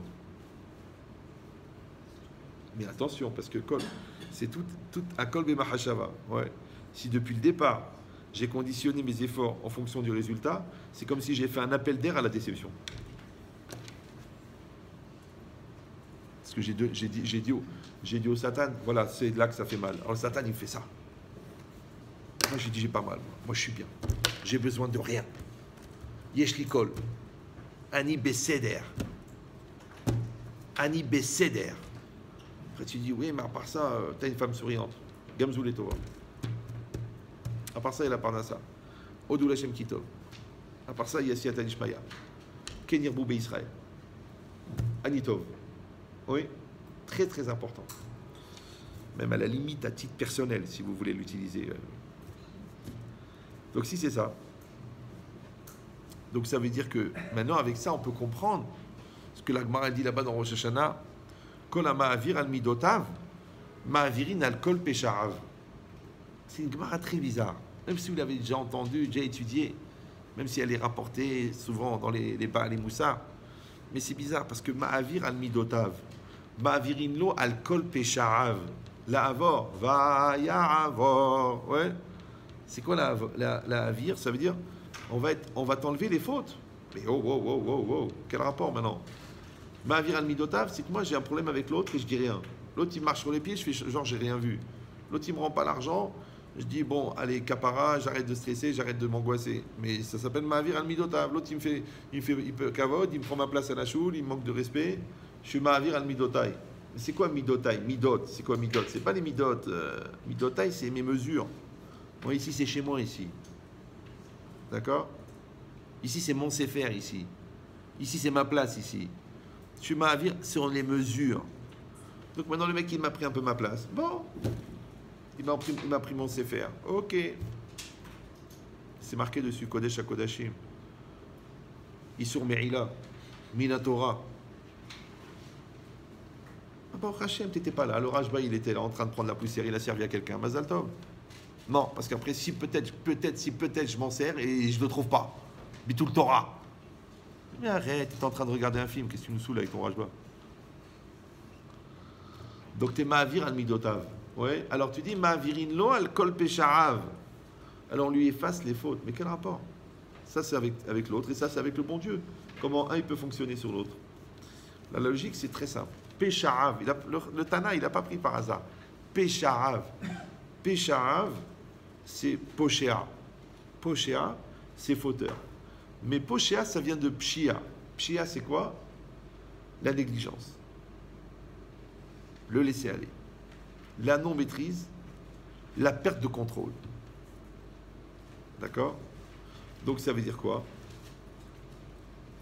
C'est-à-dire que mon moi, mais du côté Satan, il prend le contrôle. Maintenant, quand moi, j'écoute mes pulsions, j'écoute mes nerfs, j'écoute ma colère, j'écoute ma gahava, j'écoute ma propriété privée, en vérité, je fais de la musculation de midotai. Ouais. Mais quand je suis ma'avir al midotai, on dit en français, je casse mes midot, karov Hashem les nishberelev, ça veut dire quoi? Karov Hashem, Hashem est proche, les nishberelev, des déprimés, des névrosés, des psychopathes, des accrodépendants. Mais non, karov Hashem les nishberelev, Hashem il est proche de ceux qui ont cassé le lève au singulier, le Yetzerara. Les vav, c'est au pluriel. Lev, c'est au singulier. Comme il a dit David Ameler. Velibi halal bekirbi. Libi au singulier. Halal, c'est-à-dire quoi? Il est apte à la cache-route musulmane. Non. Halal, c'est un cadavre. Bekirbi en moi. Donc David Ameler, il a vu qu'il a cassé son Yetzerara. Ça s'appelle Karov Hashem les Nishber élève. Maintenant, quand moi j'ai cassé mon Yetzerara, d'accord? Alors Enachinami, puisque c'est mon Yetzerara qui m'amène à fauter, et que moi, en cassant mes Yetzerara, j'ai cassé mon impulsion de fauter, donc ma virine al midotav, al pécharav. Pourquoi? Parce que j'ai enlevé la cause de ce qui m'avait amené à fauter. Et comme le Nisayon avec l'autre, il est toujours plus dur que le Nisayon avec la réalité, d'accord? Parce que de ne pas s'énerver devant quelqu'un qui te parle mal, c'est beaucoup moins dur, ouais, que de lutter pour pas rater Micha. D'accord? Donc, celui qui va être mitgaber sur le Nisayon de l'autre, il pourra plus facilement être mitgaber sur le Nisayon avec Hachem. C'est pour ça qu'Hachem, il est plus makpid sur les mitzvot ben Adam la Chavero que ben Adam la Makom. Pas parce que Dieu il est humaniste, et parce que Dieu il aime les hommes. Non. Parce qu'il sait que le Nisayon avec l'autre, il est plus dur parce qu'il est plus concret que le Nisayon avec Hachem. Parce que faire rentrer Shabbat en retard, bon, c'est un problème. Ouais. Mais quand l'autre, il se gare sur ton parking, c'est pas écrit dans la halakha, mais tu veux qu'il meure. Parce que tu arrives avec les courses, il n'y a aucune place. La première place, elle est à 100 mètres. Le mec, il s'est mis tout sur ton parking. Tu dis, il faut qu'il meure ce soir. J'exagère. Tu lui souhaites beaucoup plus pire. D'accord? Mais c'est quoi l'idée? L'idée, c'est ça. C'est que la meilleure kapara qui existe, c'est Shvirat Hamidot. C'est pour ça qu'on dit que, dans les Sfarim, que le Limud Torah, c'est Mechaper. Bah oui, parce que, comme chaque mot, il a 613 mitzvot, et que chaque mitzvah, elle a un Yetzerara, donc il y a 613 Yetzerara par mot. Donc quand tu arrives à l'Ornon, tu as détruit 613 Yetzerara. Et comme la kapara, c'est pas que tu dois souffrir et tu dois crever, c'est que ce qui te fait souffrir dans la kapara, en fait, c'est la destruction de l'attachement que tu avais avec le Satan. Donc en détruisant le lien avec le Satan, c'est Mechaper. C'est ça, kol ma'avir al midotav, ma'avirin lo al kol pesha'av. C'est-à-dire que l'autre, en fin de compte, ça devient une opportunité d'aller au Gan Eden. Alors que toi, c'est le contraire. Toi, tu dis l'autre, c'est le Gehinam, c'est l'enfer. J'en peux plus de tous ces gens-là qui ont le malheur d'être différents de moi. Mais en étant différent de toi, puisque tu te sens agressé, c'est-à-dire que la différence, en fait, c'est une mise en relief d'un truc chez eux qui te renvoie chez toi une chose que tu dois régler. Après, la question c'est, est-ce que tu es prêt à te regarder dans un miroir qui a une forme de mosaïque? Parce qu'un miroir avec une seule facette, c'est facile. Mais un miroir en mosaïque, c'est compliqué. Parce que ça te renvoie plein d'images de toi. Et bien, tous les gens que tu rencontres, Ezeu Chacham Alomet Bikol Adam, en fin de compte, c'est quoi? Les gens que tu rencontres, c'est la mosaïque des reflets de toi-même chez eux. C'est-à-dire de quoi? Ce nerveux-là, il t'a appris la savlanoute. Ce grand fumeur, il t'a appris la gravité de la cigarette. Mais ce gars généreux, là, avec sa femme, il t'a appris combien toi t'es radin. Celui-là qui a couru de la maison pour descendre, lui prendre les sacs dans les mains, il t'a appris qu'est-ce que c'est le kavod. Donc tu es prêt à prendre de tout homme, toi, ou tu dis non, c'est un faillot, c'est un nul. Il n'a pas été compris. S'il était né au Maroc, il aurait compris que c'est pas comme ça qu'on élève les t'as pas tiré la leçon. C'est dommage. Ou le contraire.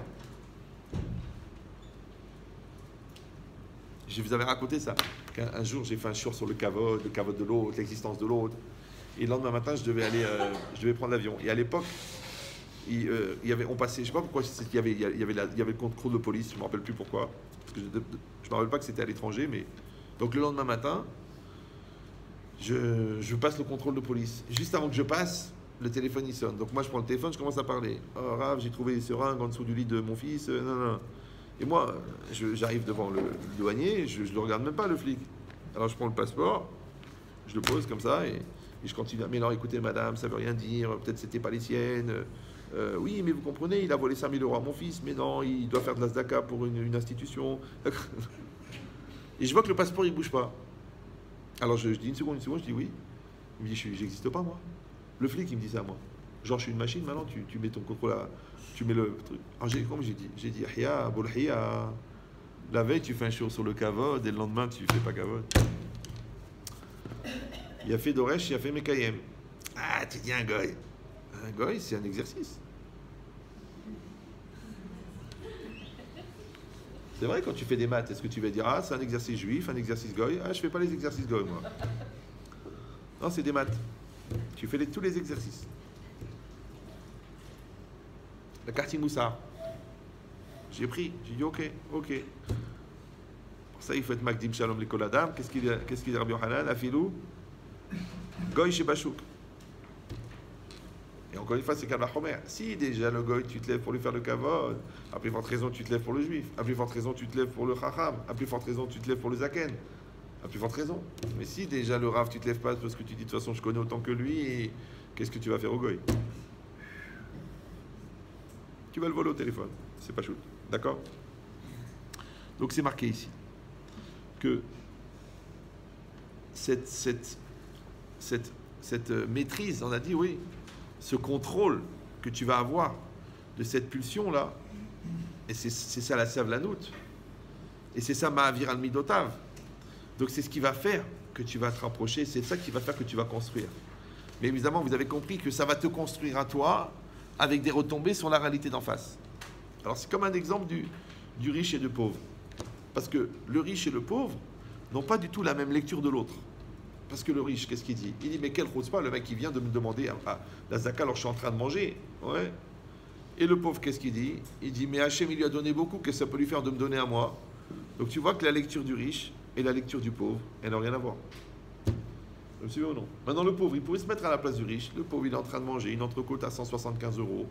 Je ne vais pas le saouler maintenant avec mes petits problèmes pour le mariage de ma fille. Je vais laisser manger tranquille.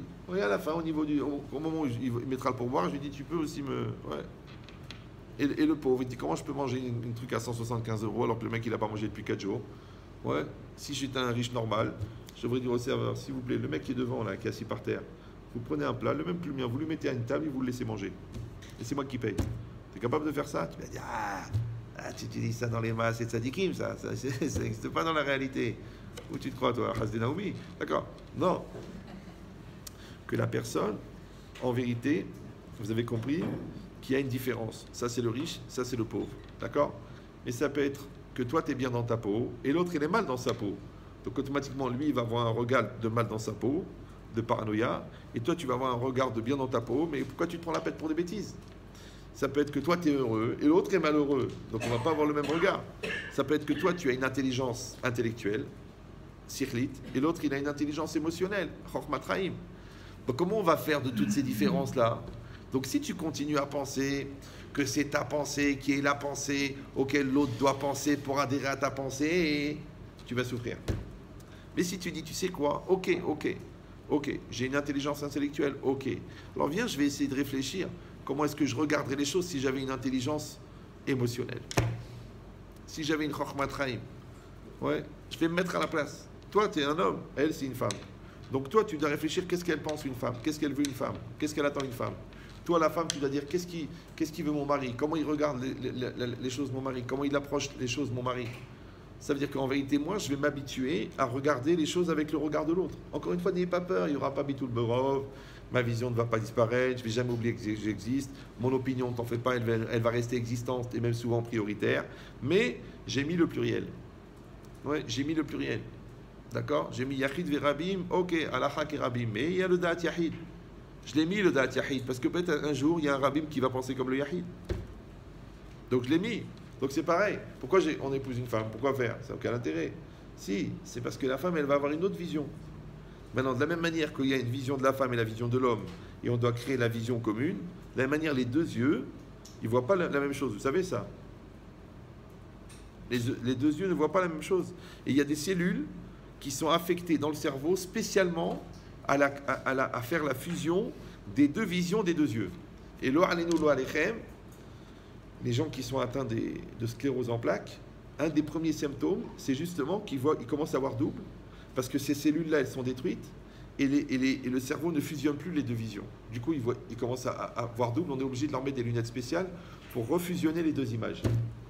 Mais réfléchis bien, ta femme, c'est l'œil droit, et toi, tu es l'œil gauche. Comment vous allez avoir la même vision du problème, puisque de toute façon, vous n'avez pas la même vision. Donc, il va falloir fabriquer des cellules qui sont faites pour fusionner les visions. Ça s'appelle la discussion, la communication, la communion, la savlanout, la patience, l'écoute, l'investissement, pour arriver, si Dieu veut, blinéder, à la solidarité. Et de toute façon, vous en aurez besoin. Parce que vous allez confronter un problème avec un enfant, il faudra un regard féminin, un regard masculin. Vous aurez un problème avec l'argent, il faudra le regard du bitachon de la femme et le pragmatisme du mari, automatiquement. Vous allez avoir un problème avec l'intimité, elle va te dire, ok, tu te fais plaisir, mais aussi, c'est pas grave si moi aussi j'ai un peu de plaisir. Donc toi, tu vas essayer de t'adapter à elle, elle va s'adapter à toi. Dans n'importe quel domaine, tu vas être obligé de faire fusionner les signaux, de fusionner les couleurs. Maintenant, cet avoda-là, que vous allez les aider à faire, en fin de compte, c'est ça qui va nourrir leur couple. Donc c'est ça qui va nourrir leur bonheur. Parce que qu'est-ce qui est plus déchirant que de passer un Shabbat pourri à se faire la gueule? Et qu'est-ce qui est plus constructif que de passer une bonne soirée à s'entendre? Il n'y en a pas. Parce que les gens, ils se payent des vacances, ils font des milliers de kilomètres, des décalages horaires, ils se payent des week-ends, ils s'organisent des sorties, des randonnées, des visites. Pourquoi faire? Pour faire de la communion. Mais faire la gueule ici ou faire la gueule à 15 000 km, raval pour les kilomètres. Tu dis, mais vous ne le connaissez pas, et puis j'étais très déçu, et puis de toute façon, j'en ai des choses à raconter. Ok, mais tu as quand même pourri tes vacances.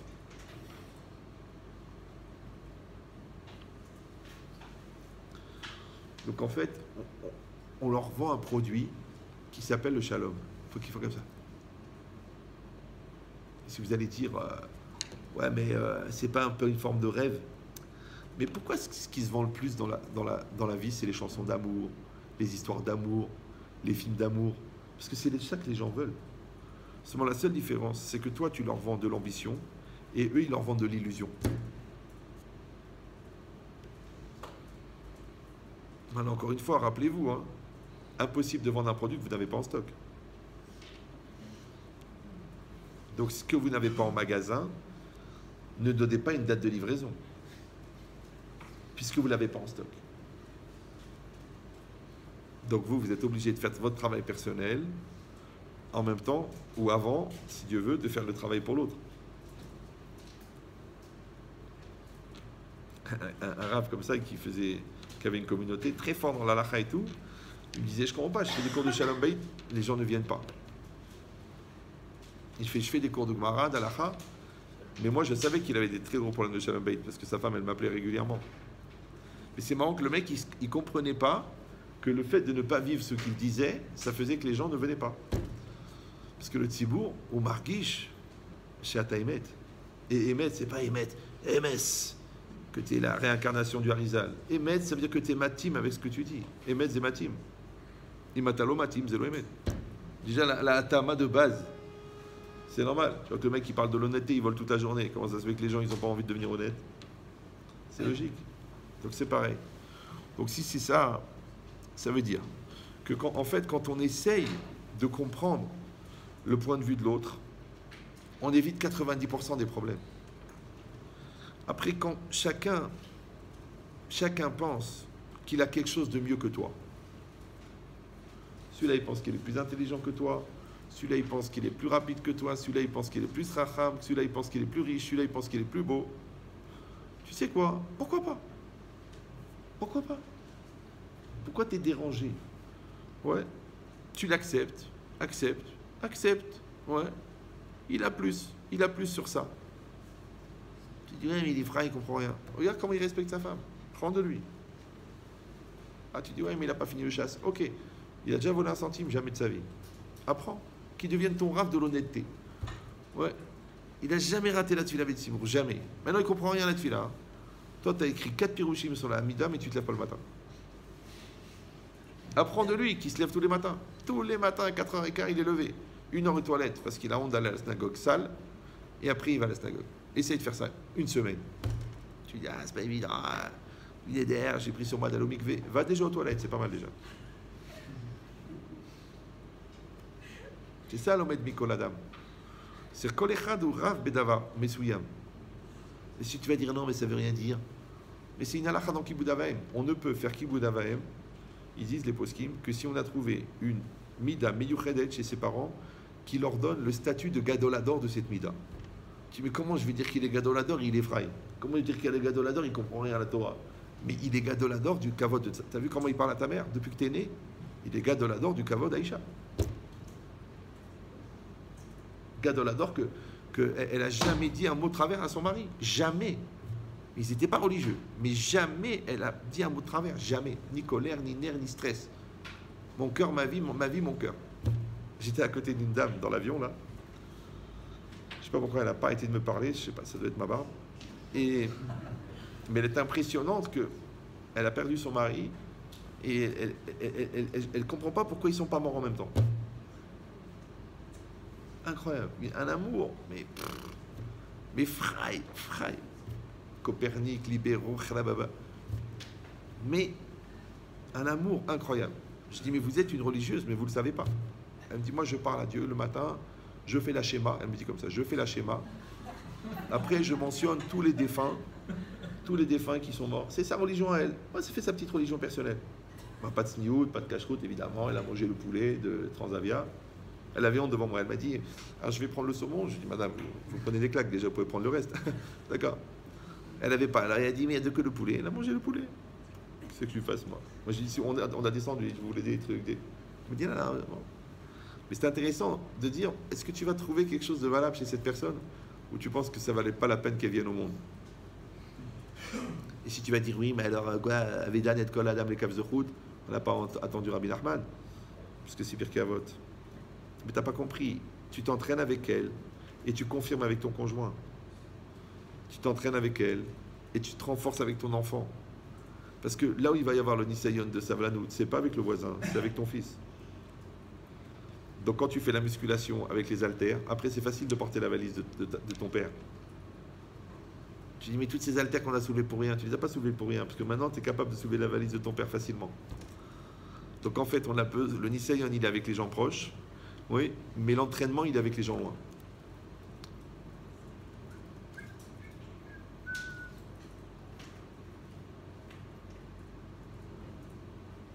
C'est pour ça que le Ramban, il dit dans les guérettes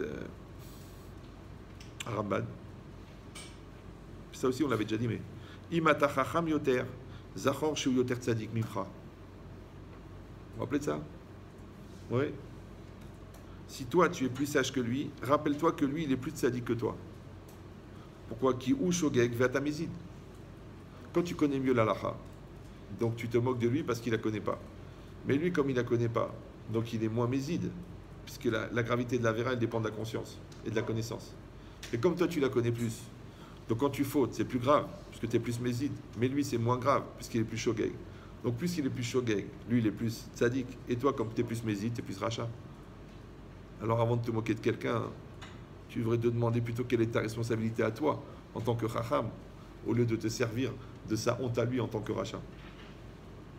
Après, surtout que ça veut dire qu'en fin de compte, des fois ce qu'on reproche à l'autre, en fin de compte c'est une qualité. Une fois il y en a un, il m'a dit ouais mais Rav, j'en ai marre de cette femme, elle est trop nia, elle est trop simplette, elle est à la limite elle est bête. Je dis mais c'est une chance pour toi. Je lui dis, ça fait combien de temps que vous êtes mariés? Il dit, ça fait 20 ans. Je dis, mais si elle avait été intelligente, elle aurait divorcé au bout d'une semaine. Donc heureusement pour toi qu'elle était un peu baha. Heureusement qu'elle était un peu idéaliste, qu'elle était remplie de son séminaire. Parce que sinon elle aurait dit, mais attends, mais t'es un batelin, mais t'es un nul. Mais tu me transfères ta négation, allez, dégage. Donc heureusement qu'elle était bête. Donc ce que tu lui reproches, en fin de compte, c'est ce qui a sauvé ton couple. Vous me suivez ou non? Si toi tu manques de Emouna, et l'autre elle a trop d'Emouna. Alors tu dis, ouais, t'as trop d'Emouna, toujours Hachem. Mais dis merci, qu'est-ce que tu veux maintenant? Parce que grâce à elle, la bracha vient dans la maison. Et c'est pareil, le mari. Tu vas dire, ah, le mari, ouais, t'es trop rigoureux. D'accord? Essaye de mettre de l'huile, toi. La communion des deux. Et si toi, t'es Keneged, donc lui, il est là, toi, t'es là, mais les gosses, ils jouent au ping-pong au milieu, parce qu'il y a de la place. Par contre, si chacun, il profite de la différence de l'autre pour en faire une qualité, c'est ça qui nous rapproche.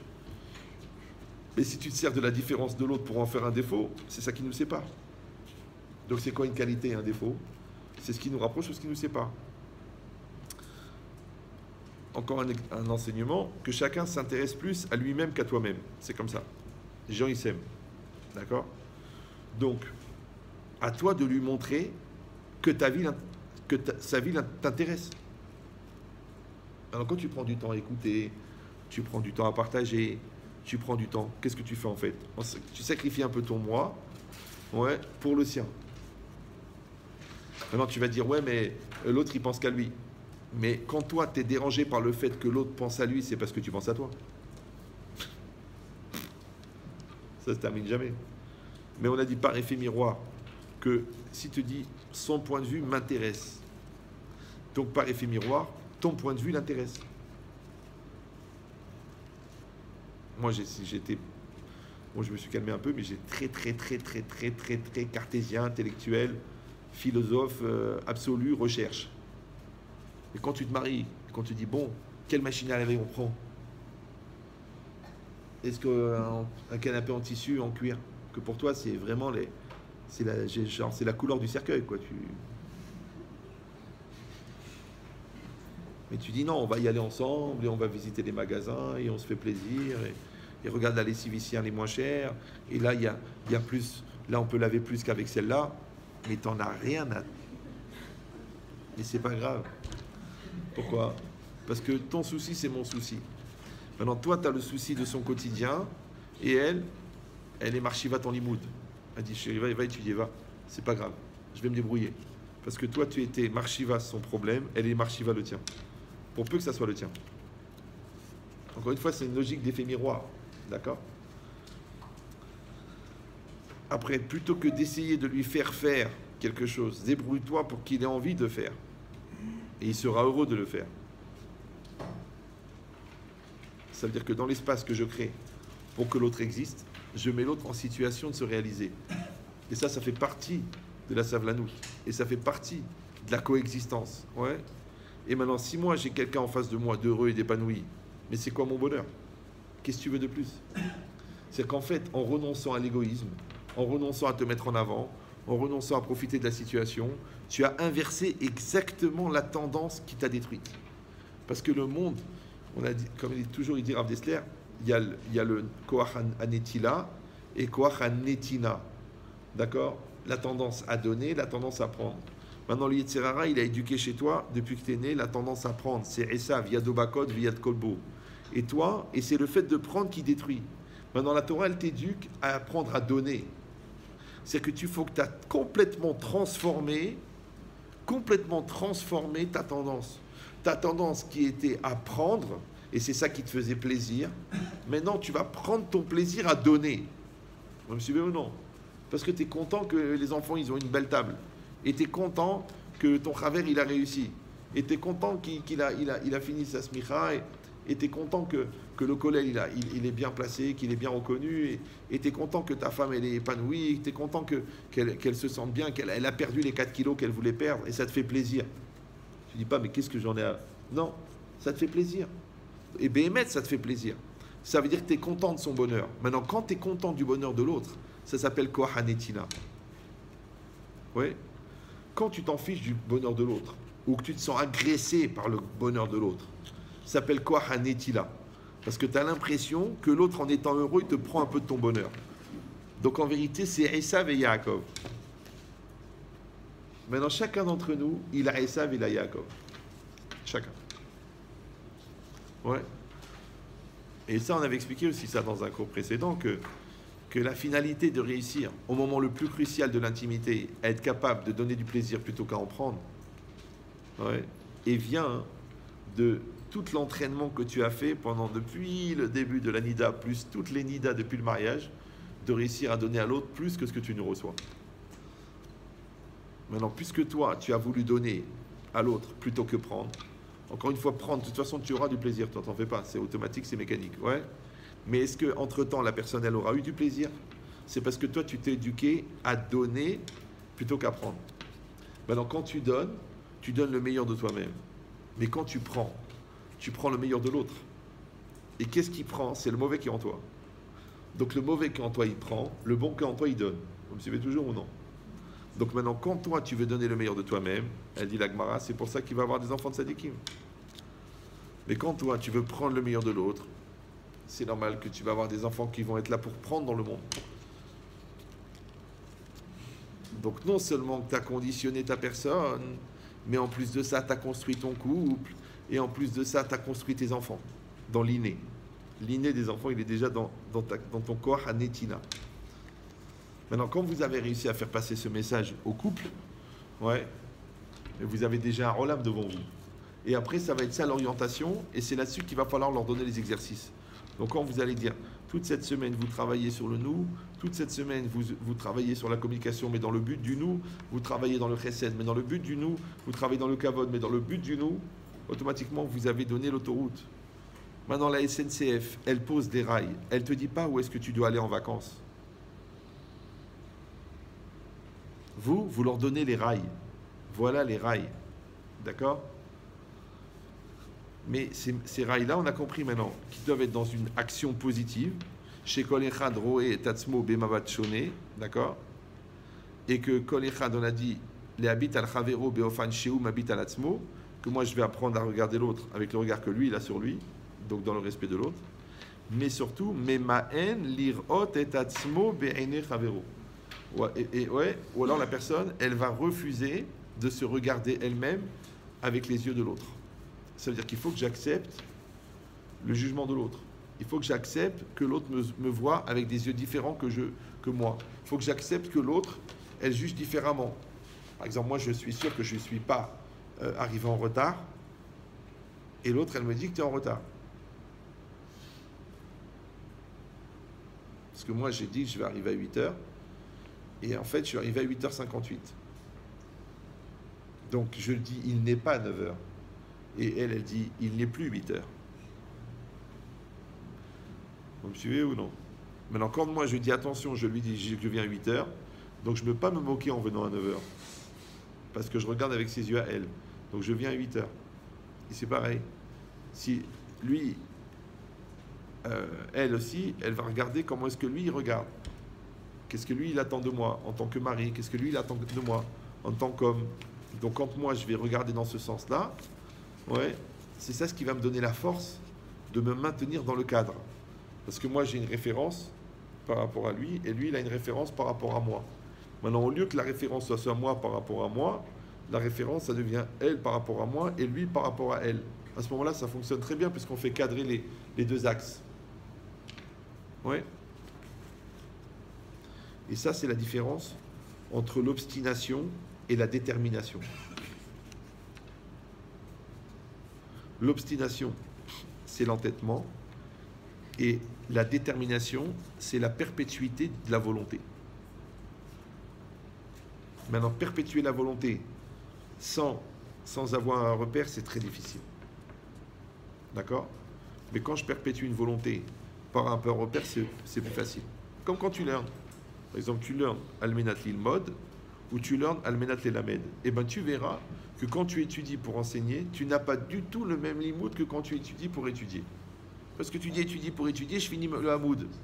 Mais étudier pour enseigner, tu cherches les pièges. Tu dis quelles questions il pourrait me poser. Comment je vais rendre intéressant les shiur. Donc tu n'étudies pas de la même manière. D'ailleurs, c'est beaucoup plus facile d'étudier pour étudier que d'étudier pour enseigner. Ben, c'est exactement pareil. Quand tu veux expliquer une chose à ton fils, tu dis, ben, je vais lui dire comment j'ai compris, ou alors je vais lui dire pour que lui comprenne. Ça n'a rien à voir. Alors tu répètes, tu dis, ben voilà, c'est ça, 2 plus 2 ça fait 2, 2 plus 2 ça fait 4, 2 plus 2 ça fait 4, 2 plus 2 ça fait 4, 2 plus 2 ça fait 4. Ok, ça va. Non. Alors trouve un système, fais des camemberts, fais des sigman, amène des fruits, trouve un truc, il a compris. S'il a compris, ça veut dire que ton but, c'est que qu'il comprenne. S'il n'a pas compris, c'est que ton but, c'est que tu continues à penser qu'en te comprenant, tu es compréhensible. Donc tu n'es pas dans l'échange, tu n'es pas dans la communion. Ben, c'est exactement pareil. Toi, tu veux que ton fils, il accomplisse les mitzvot. Alors sache qu'il regarde comment tu les vis. Est-ce que tu les vis avec bonheur? Est-ce que tu les vis avec équilibre? Est-ce que tu les vis avec hypocrisie? Est-ce que tu les vis avec sincérité? Voilà ce qu'il voit lui. Toi, tu ne mets pas du tout. Il voit bien que je mets les téfilines. Ouais, tu les mets à la dernière minute, tu les mets avec la Amma. Quand tu finis là, tu fais. Pff, tu cours vite pour sortir de la synagogue. Donc, tu ne dois pas lui montrer, tu ne dois pas regarder ce que tu lui montres, tu dois regarder qu'est-ce qu'il voit. Vous me suivez ou non? S'il voit ta simcha d'être à la table du Shabbat, pour lui, ça a un sens. S'il voit que tu bouffes et tu vas dormir, tu fais un coma éthylique à la boucha, c'est une autre religion qui est proche du judaïsme, qui s'appelle l'alcoolisme. Ouais. Mais c'est pas le judaïsme. S'il te voit que tu kiffes quand il fait un Dvar Torah, c'est un enseignement. S'il voit que tu dors quand il fait un Dvar Torah, c'est un autre enseignement. Tu dis, mais c'est un bébé, il raconte des bêtises. Aval Zé Torah Shelo. Ouais, le Rabbi Akiva Eiger, il fait un sioum sur Cholin, et lui, il dit un Rashi dans la paracha. C'est son âge, il te fait, tu dis, ah vas-y mon fils, aïe, kolakavod. Moi je les tue, mes enfants, je les tue. Moi je dis, moi je vous demande rien, moi. Je dis, rien, donnez-moi des livrets Torah, c'est tout. Cassez-vous la tête. C'est leur nisayon de préparer un Dvar Torah. Parce que comment tu vas parler devant the conférencier? Mais d'un autre côté, c'est ça mon plaisir. Je te demande de m'amener de l'argent, de m'amener des diplômes. Tu me dis, amène-moi Hilouj. Un truc que tu as vu, hein, les cartons, n'importe quoi. Ouais, c'est pas grave. Donc c'est un nisayon pour eux, c'est un nisayon pour moi. Et quand ils font, moi, j'oublie tout. J'oublie la fatigue, j'oublie les nerfs, j'oublie tout. Je m'assois, tac, ça m'intéresse. Pourquoi? Parce que des fois, Icar, des fois, Tafel. Eh bien, c'est pareil. Quand l'autre, c'est ça qu'il faut leur dire au couple, quand l'autre, il verra que ton seul souci, c'est son bonheur, ouais, comment veux-tu qu'il pense à lui ou à elle? Après, c'est un apprentissage, ça prend du temps. On va gagner centimètre par centimètre. Eh oui, on a tout, bien sûr, on a bien compris que c'était pas magique et que ça se faisait pendant 3 semaines. Sinon, pourquoi on reste marié pendant des décennies, puisque les choses elles peuvent se régler en 3 jours. Et là-bas, c'est l'inverse. Ouais, que l'homme a une évolution longue. Donc, les chimpanzés, en 6 mois, ils sont adultes, et les hommes, en 42 ans, ils sont adolescents. D'accord? Donc, ça prend du temps. Mais bah, au Hachem, c'est dans ce sens-là que ça va. Voilà. Zak Baruch, Kolakavod. Maintenant, avant de vous quitter, une petite